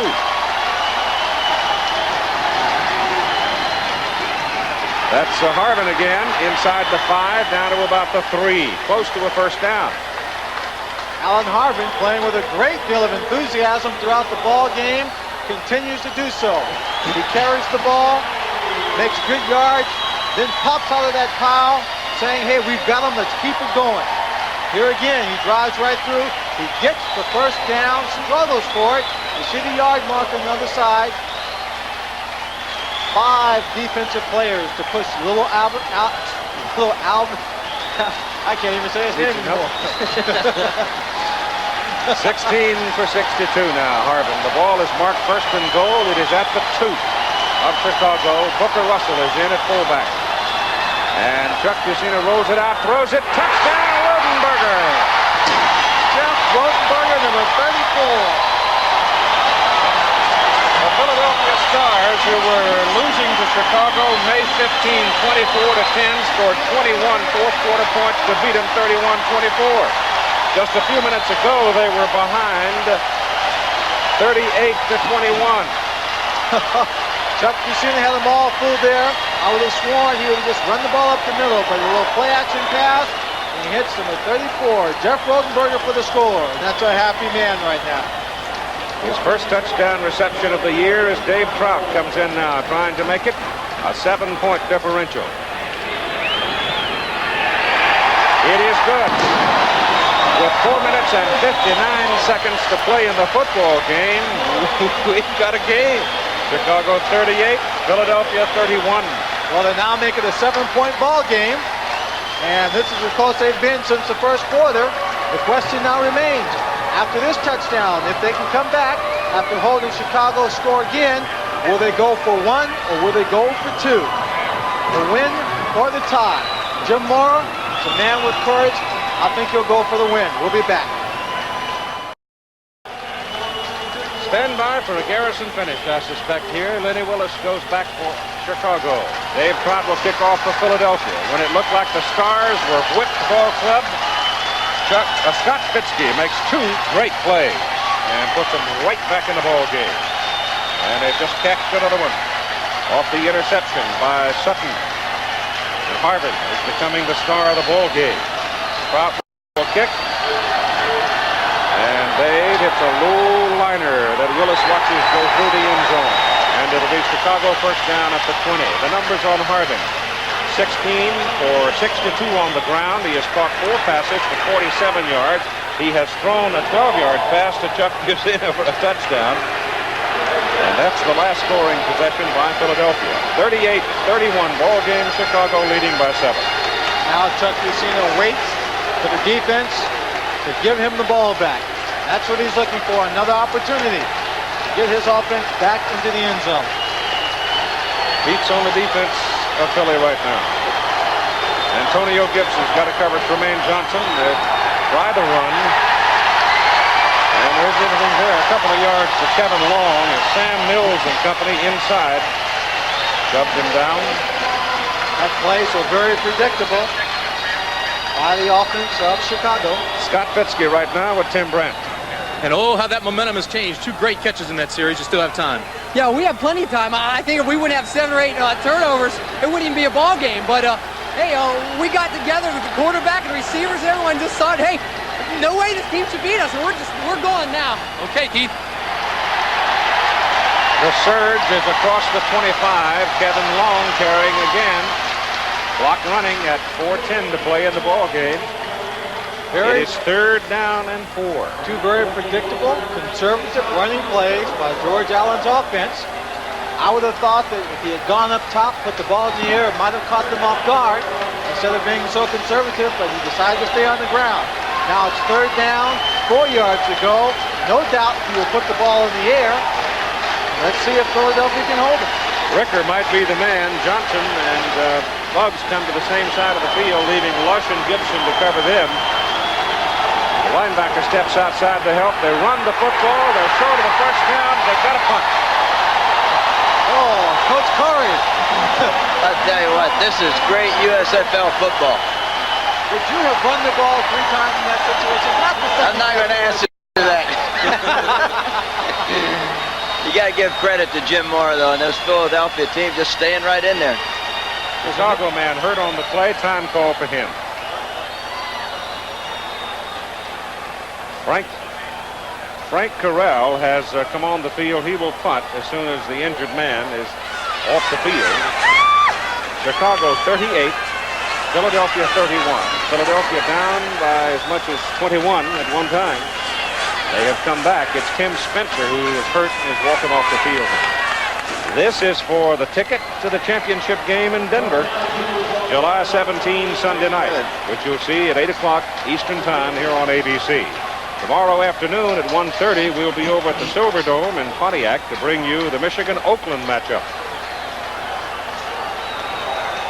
Anyone would have thought, after seeing this ball game up to this point, that the Philadelphia team would not have a chance to come back. So many turnovers that resulted in touchdowns for the Chicago Blitz. Time and time again, when they were in scoring position, it was an intercepted pass. There was a fumble here, there was a fumble there. Chicago taking advantage of it. But now, in the 4th and final period, it's the heart and courage of Philadelphia that is coming through. 10 red shirts on the line. Corral spins it out of there. Werner chases it. Does not want that ball to hit the ground and catches it out of bounds right about the 29-yard line. You can't let that thing bounce at this juncture. And I guess Scott Werner, in my opinion, to be about as good a return man as you'd have. All through the year when we've seen low kicks, we've seen a lot of the punt returners who have not gone after it, picked it up. Scott Warner, every time the ball has seemed to be bouncing against him, will go after it to pick it up, and he'll take the hit, but he'll stop the ball from rolling further into his own territory. The ball is just inside the 30 for Philadelphia. Spencer has hurt that neck again, pinched nerve, so he may not be back. First down for Philadelphia. Back goes Cucina to throw it. Joe Ehrman's after him. The pass is away. The pass is caught by Folsom, the tight end, and Steve Folsom falling down with nobody around him. That's the first time today the tight end has been involved in a pass reception. If he had not fallen down, he had a lot of room to work. Oh, my heart's pounding. Chuck threw this ball a little bit too high. It's a little, looks like it's a screen. Folsom goes up to catch it. He's wide open. Had he not fallen down, he would have had a clear shot at another 15 yards before meeting Virgil Ivers. Second down and 4. Fucina back. Pressure's on again. Pass caught by Tom Donovan. Donovan decked at the 40. He's got a first down. And now Fucina has run off 9 pass completions in a row. Now that time it was Ed Smith, number 56, who said hello to Donovan. Donovan, momentum on the pass route, carried him right into the open arms of number 56, but it's still a first down.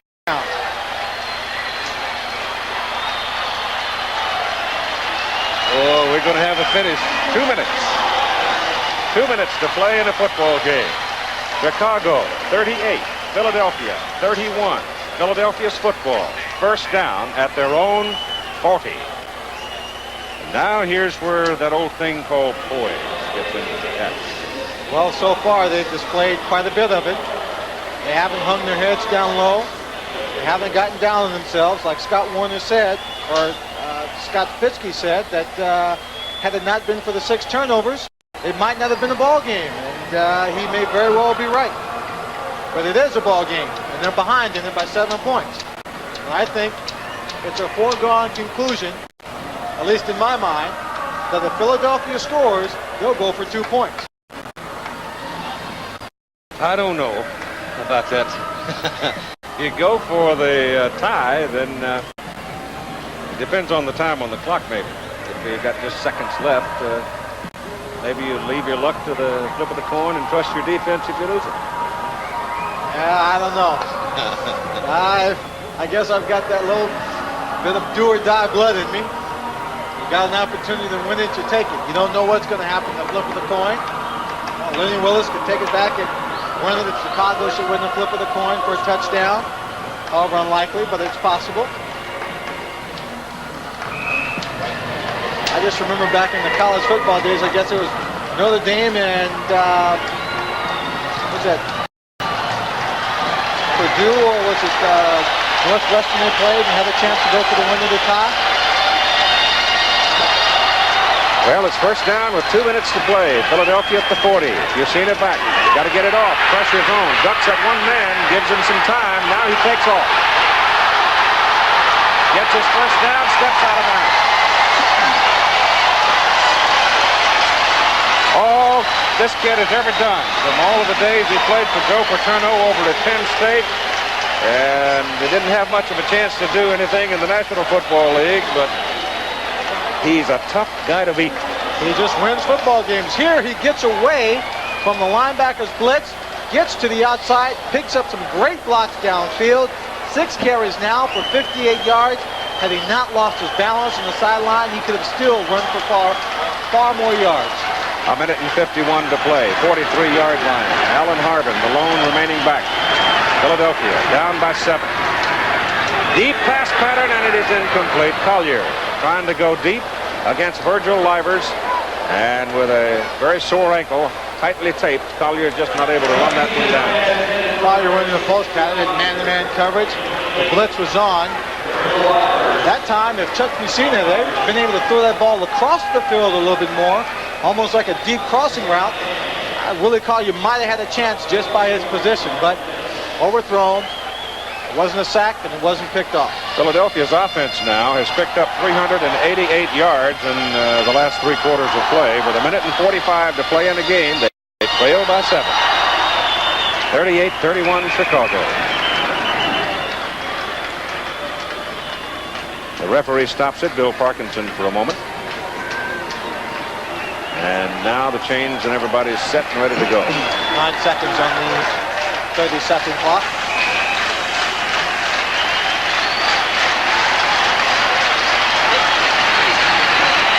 Better hurry. Just gets it off in time. Passes away. Passes caught by Scott Fitzke. Fitzke can't get on the sidelines, but he's down. First down at the 24. The clock stops now as the chains are moved in the USFL with 1:38 to play. Watch the move here by Scott Fitzke. Clutch receiver in this ball game. He comes inside behind the coverage of number 25. Makes a catch. He spins on number 32, Carl Allen, and now it's a race. Stop to make a move, and Eddie Brown's there to drop him on the turf. Yasina back again. Fitzke, 5 catches, 97 yards. That pass is incomplete. A little too low for Alan Harbin to hold on. So it's second down and 10 at the Chicago 24-yard line. Keith, you said this is a time when you find out about the poise of a ball club. Chuck Messina standing tight in that pocket under the pressure of the Chicago Blitz. Found his open man, his old college teammate. Big play, puts the ball deep in their territory. He's going to still stand back in that pocket. They're going to have their ears back. He knows there's going to be a blitz, or at least an unbridled charge from the defensive line. Fitzke out for a moment. They give the ball to Harbin. He's trying to get around the corner, and he does, to the 19. Maybe the 18. Now time, 1:15 to play in the ball game. And it's getting a little tight again for Philadelphia. It's third down and a short 5. And they have called a timeout. They have one left. Well, they may feel they can go one-on-one with the receivers. Well, I'm sure at this juncture in the ball game, they're going to have to get a couple of people on that man right there, Scott Fitzke. What a finish. It was a yawner when he went to 21 points. You know, you figure, wait a minute, this thing is over, and then boom, boom, boom. Dave Burnson's scoring summary now covers a full page. If you can read it, then you can read Greek. Todd Barry, our spotter during the USFL season. We all look ahead to the championship game Sunday night, 17th of this month, 8 o'clock Eastern Time here on ABC. Oakland and Michigan tomorrow afternoon, 1:30 from the Silver Dome. And you know what, Swanee? We're not that far away from the start of the college football season either. We open September 3rd with the UCLA Bruins in Athens, Georgia against the Georgia Bulldogs. It's third down and about 4.5 yards for a first down. Fitzke is back.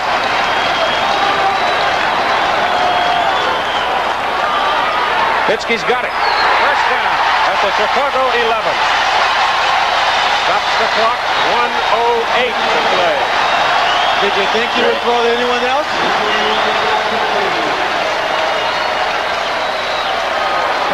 First down, Philadelphia, just inside the Chicago 11. Chains are down. The clock is rolling. Yusina looks over the defense. Sets up to throw it. Goes to the corner. Incomplete. Oh, my goodness. Steve Folsom and Ed Smith were all tangled up over there. Folsom got a hold of it, but couldn't hold on. Oh, I thought Folsom had that ball all the way. And he reached out and grabbed it, was just going to pull it in and fall on it. You see Fitzke right there running downfield inside. Folsom runs underneath him, then loops to the corner. You don't see it there, but the ball's thrown. Fitzke's probably had his fingers crossed. Thought it was a touchdown. Well, that spreads a little doubt, though. Now they flex Folsom out and give him another a yard or two of room to work. Fitzke and Folsom over there together. If you see this pass goes over the middle to Donovan. Donovan! Touchdown! Tommy, and there's his flip. Tommy Donovan. Can you believe it? With 50 seconds to play in the ball game. Now comes the most important play. You don't think those other plays are important? Those other plays were crucial, but right now, with 50 seconds on the clock, Tommy Donovan, a great catch, good moves to keep his balance and stay up to get in the end zone. Trout is in the game. I told you he'd go for the tie. Trout is in the ball game. They're going for the tie. Let's take a look at the pass again. A quick route by Donovan. He steps over people. Watch this. Oh, you missed this little flip again there, but Tommy Donovan. The hold is good. The kick is good. It's all even. Yeah. It's a tie ball game. I don't believe it. I truly do not believe it. Philadelphia.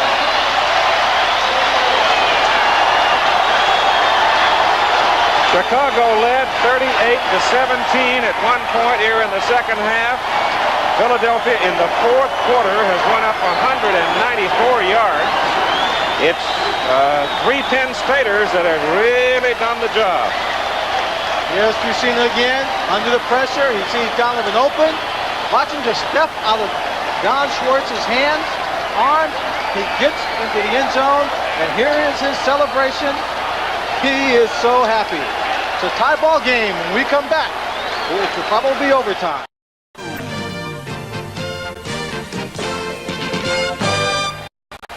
The Atlantic Division champions Philadelphia has scored 24 points in the fourth quarter to get all even at 38 with the Chicago Blitz. 50 seconds to play in regulation. Obviously, we'll have overtime if there is a tie. Lenny Willis is deep for Dave Trott's kickoff. And there'll be no return. That's 3 points.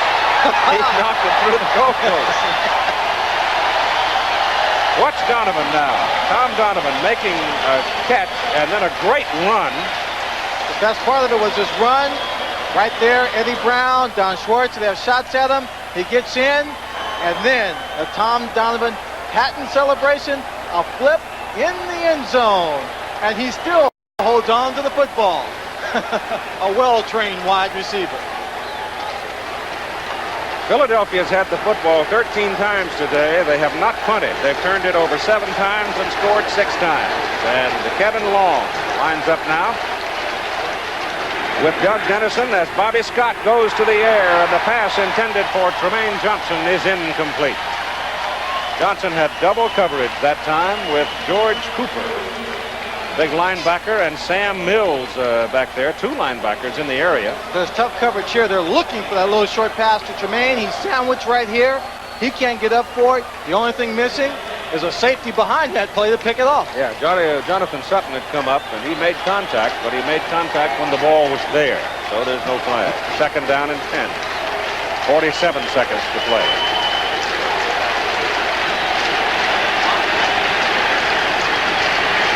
Got to watch out for Johnson. They give it to Dennison. Dennison gets 2 yards.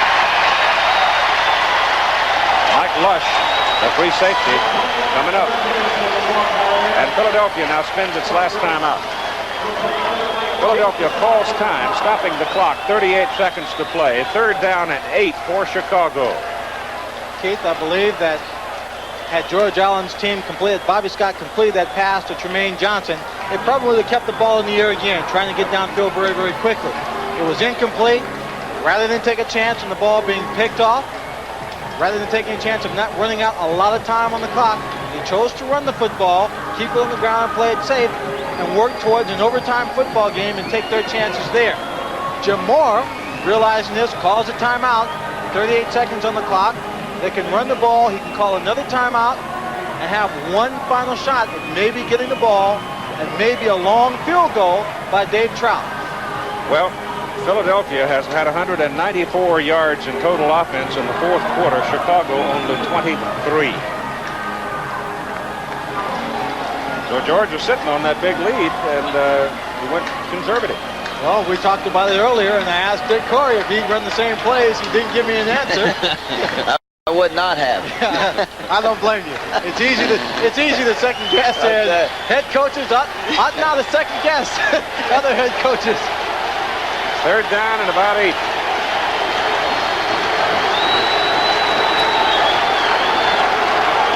They run it. Dennison, and he's short of the 1st down. So it'll be 4th down and a half a minute now, less than a half minute to go. As you see the time ticking away, John Bunting made the stop. The old pro who played 11 years with the Philadelphia Eagles. Well, the whole of my strategy is the fact that Philadelphia doesn't have any more timeouts, so they can't stop the clock. Chicago's going to let the clock run out. Let time expire. We will go to overtime in this first divisional playoff. Regulation game time has expired. Philadelphia 38 and Chicago 38. An incredible 24-point comeback by Philadelphia in the 4th quarter.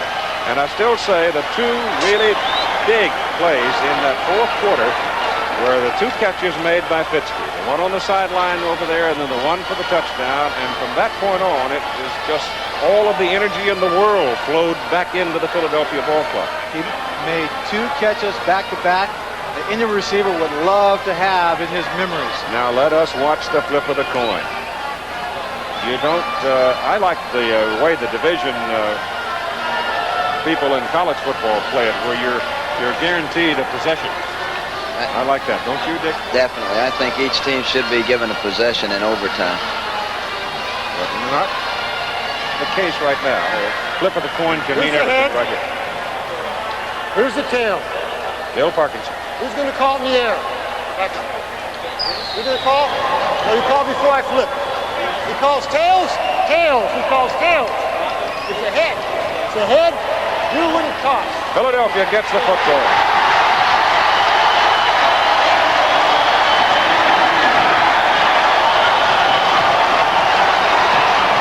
Philadelphia will get the first possession, and Chicago will kick to them.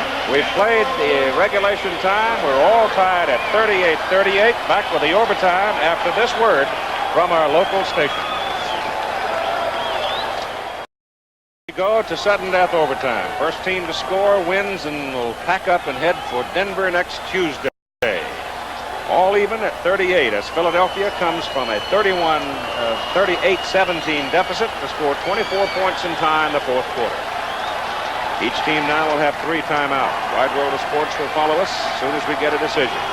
Frank Corral will kick it off for Chicago, and Alan Harbin is the deep man, and Corral has not allowed Philadelphia to return a kick so far today. And Chicago has won both of the overtime games they have been in this season.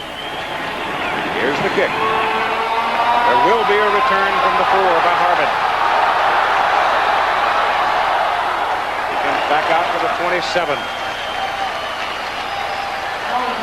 Keith Jackson, Lynn Swan, Tim Brandt, Coach Dick Corey of the Boston Breakers visiting with us in the second half. And having the time of his life. I didn't know it was so tough up here. You guys do a great job. First down for Philadelphia at the 27. Chicago's defense has been on the field virtually all of the fourth quarter.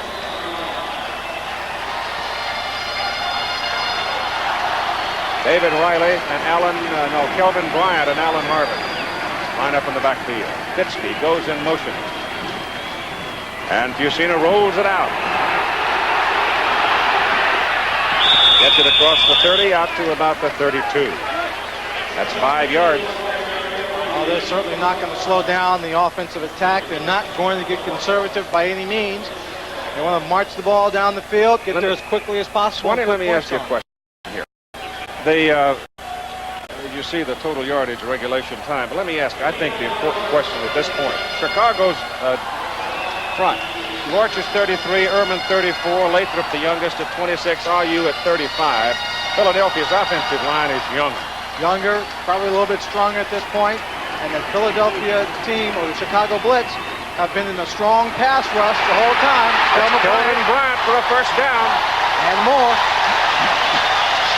Kelvin Bryant has been sitting out that last series, so he is fresh, he is strong.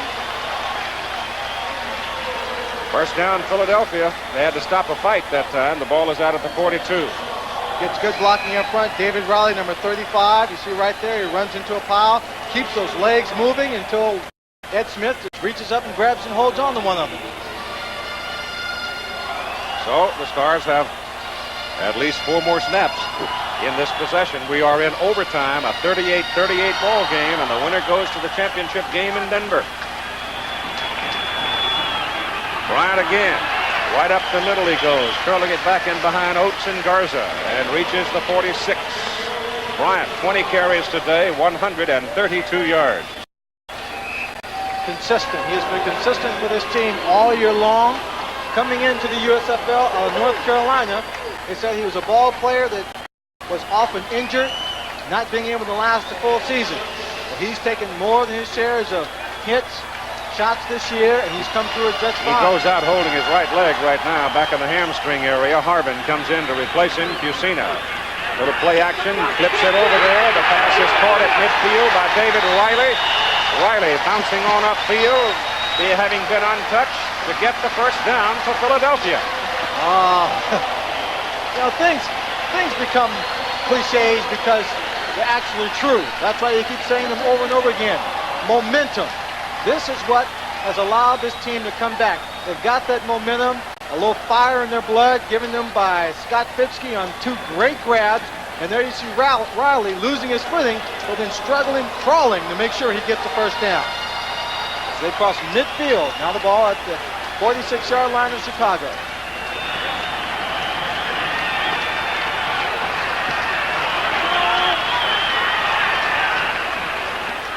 Oh, there goes Riley. David Riley carries for the first time today, and he crosses the 40. During the course of this entire ball game, a couple of the owners for the Chicago Blitz have been sitting in the box. The principal owner of the Philadelphia Stars, Miles Tannenbaum, has been sitting in his box. I looked across the stadium. There's no one in their box. Those gentlemen are down on the sideline. Carl Peterson, the president, general manager of the Philadelphia Stars, he's on the sideline. Second down 4. Philadelphia just over the 40 of Chicago. Up the middle goes Riley again. He's short of the first down. 1.5. 1.5. So David Riley out of West Virginia. Now he seems to be shaken up a little as he gets up from the bottom of that stack. It'll be third down and a yard. A big yard. A little bit more than a yard, too. Kelvin Bryant comes back now, and Harbin goes out. Now, you know who's going to get the ball. I don't know. I'm not so sure they give it to Kelvin Bryant. They just might give it right back to David Riley. Bryant up the middle. First down, Philadelphia. 34-yard line of Chicago.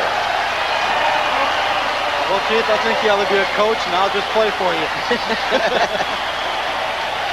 I still go back to the question I asked you a while ago. The Philadelphia offensive front, they're 29, 24, 24, 25, 22, 24. They're driving them off. Brad Oates, Rich Garza, Bart Oates, Chuck Comiskey, Irv Eatman, Steve Folsom, 89, doing what they have to do and wearing down the Chicago Blitz defensive line. Yusina rolls away from the pressure. Gets his pass off. The pass is good to Riley, and Riley is down around the 30. Not much gain on the play, about 4 yards, but it's better than having your quarterback sacked. Chuck was looking downfield and just simply wasn't anybody, and he kept holding on, and finally he saw 35 come open. Dave Riley did a good job of hanging on to this. Chuck rolling out. He's got a block in front of him in case he wanted to run. Pump fakes it. Riley doing a great job of catching passes on his knees. Second down, 6. Harbin is back in the lineup. Penalty flag goes down. Harbin gets loose around the corner. He's going to have a first down. And he's out of bounds in around the 21-yard line, but let's see about the penalty. Well, it looks like it's going to be offsides against Chicago. But the important thing is, and Dick Torrey just kind of whispered it to me over there, we are now in Dave Trout's reign. Yep. Well, if Philadelphia wins this ball game, it'll go down as one of the most dramatic comebacks I've ever seen. Defense number 52. Offside. Number 1, Dave Trout you saw standing on the sideline, waiting for his moment. His extra point conversion for the 1 point, hey, from 2 yards away, is still a pressure kick, and he made it.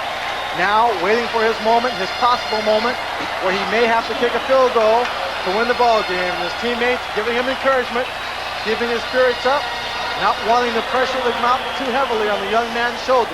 They've got a first down at the Chicago 21.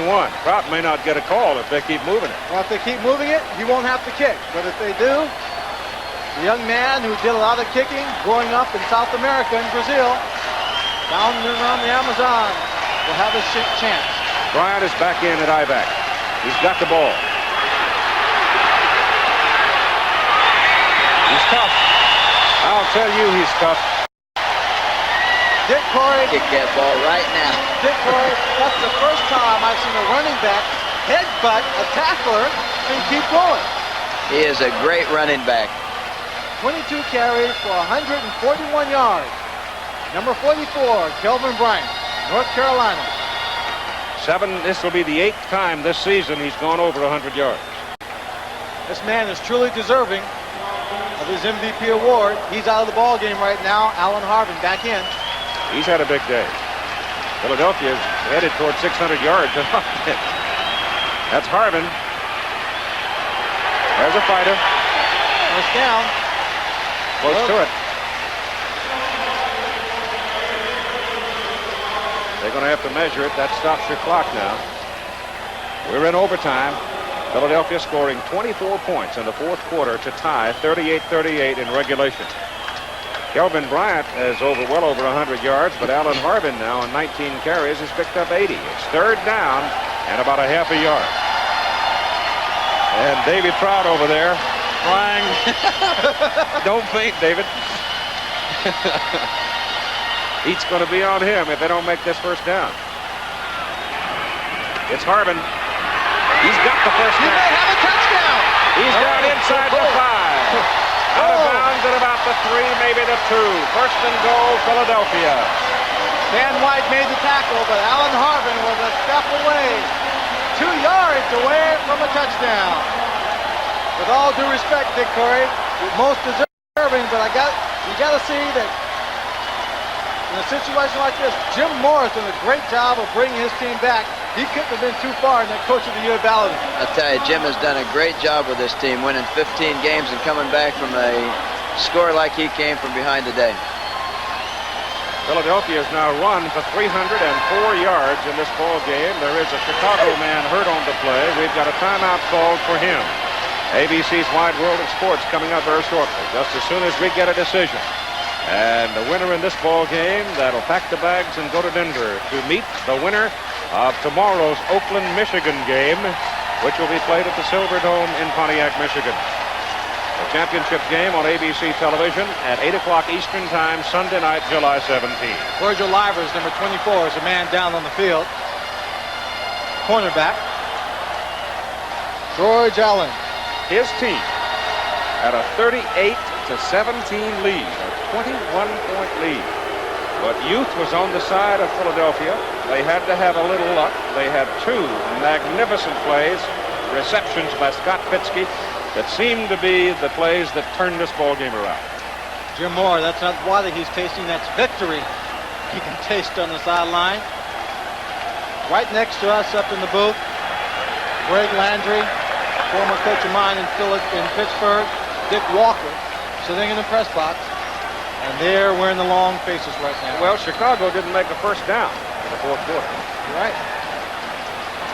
Philadelphia just flat out came after them. The offense got probably way too conservative.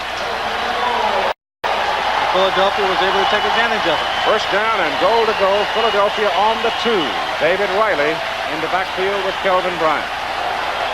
Bryant on a sweep right. There's down to the 1. Down to the 1 as Lance Shields, number 22, came up. And another Chicago man is hurt on the play. Looks like Jimmy Fonhorst may be the man hurt.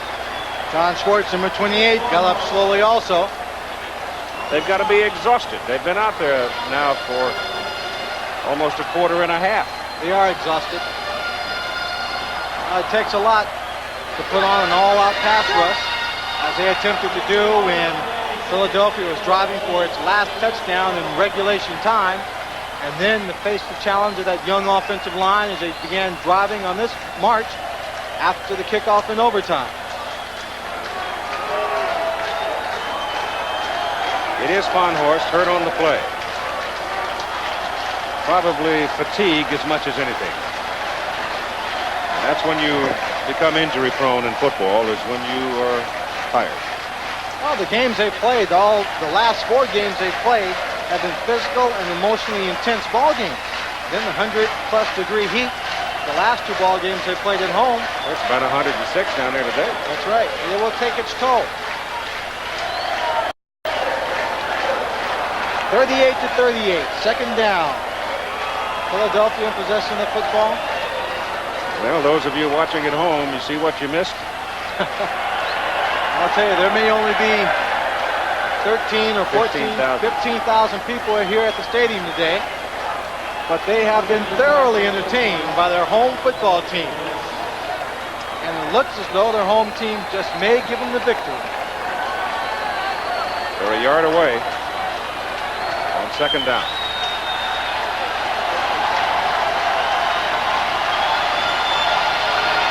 In championship play, when you go into sudden death overtime, it will go until the game is over. Not until the end of 15 minutes, but until the game is over. Someone scores. It's Bryant over the top. Touchdown! Philadelphia wins it.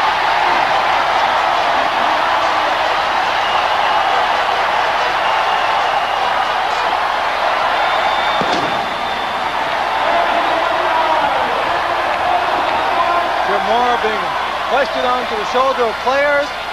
Scott Fitzke, Kelvin Bryant, Chuck Lucina, Alan Harvin, all being mobbed by these fans in Philadelphia. If it's capturing the hearts of the fans by great football, by championship caliber play, by phenomenal comebacks. Here's Tim Brandt, if we can find him in that melee. Jim, that's one of the gutsiest performances we've seen. You've got to be proud of it. I'm so proud I can hardly talk. It's the greatest team ever. What did you tell them at halftime? Not much. I just said we come back all year. We're going to do it again this year. That's exactly what I told them. Congratulations. We'll see you in Denver. And so you have seen, ladies and gentlemen, one of the more remarkable comebacks that you will ever see in a football game, whether it's Little League, college, or professional. Chicago led by a 38-17 margin. Philadelphia came back, shut down Chicago in the final quarter, tied at 38 to force the overtime, won the flip of the coin. They got a return the first of the ball game, and then finally it was their great running back, Kelvin Bryant, going over the top, tumbling into the end zone, and Philadelphia beat Chicago 44-38. Kelvin Bryant, he's played injured, he's played tough, and as Dick Corey said here at during the second half, he is a man that plays hard 100% of the time, and he never gives you less than that 100% effort. So your final score, Philadelphia 44, Chicago 38. Philadelphia will meet the winner of tomorrow's Oakland, Michigan game, which you will see here at 1:30 Eastern Time.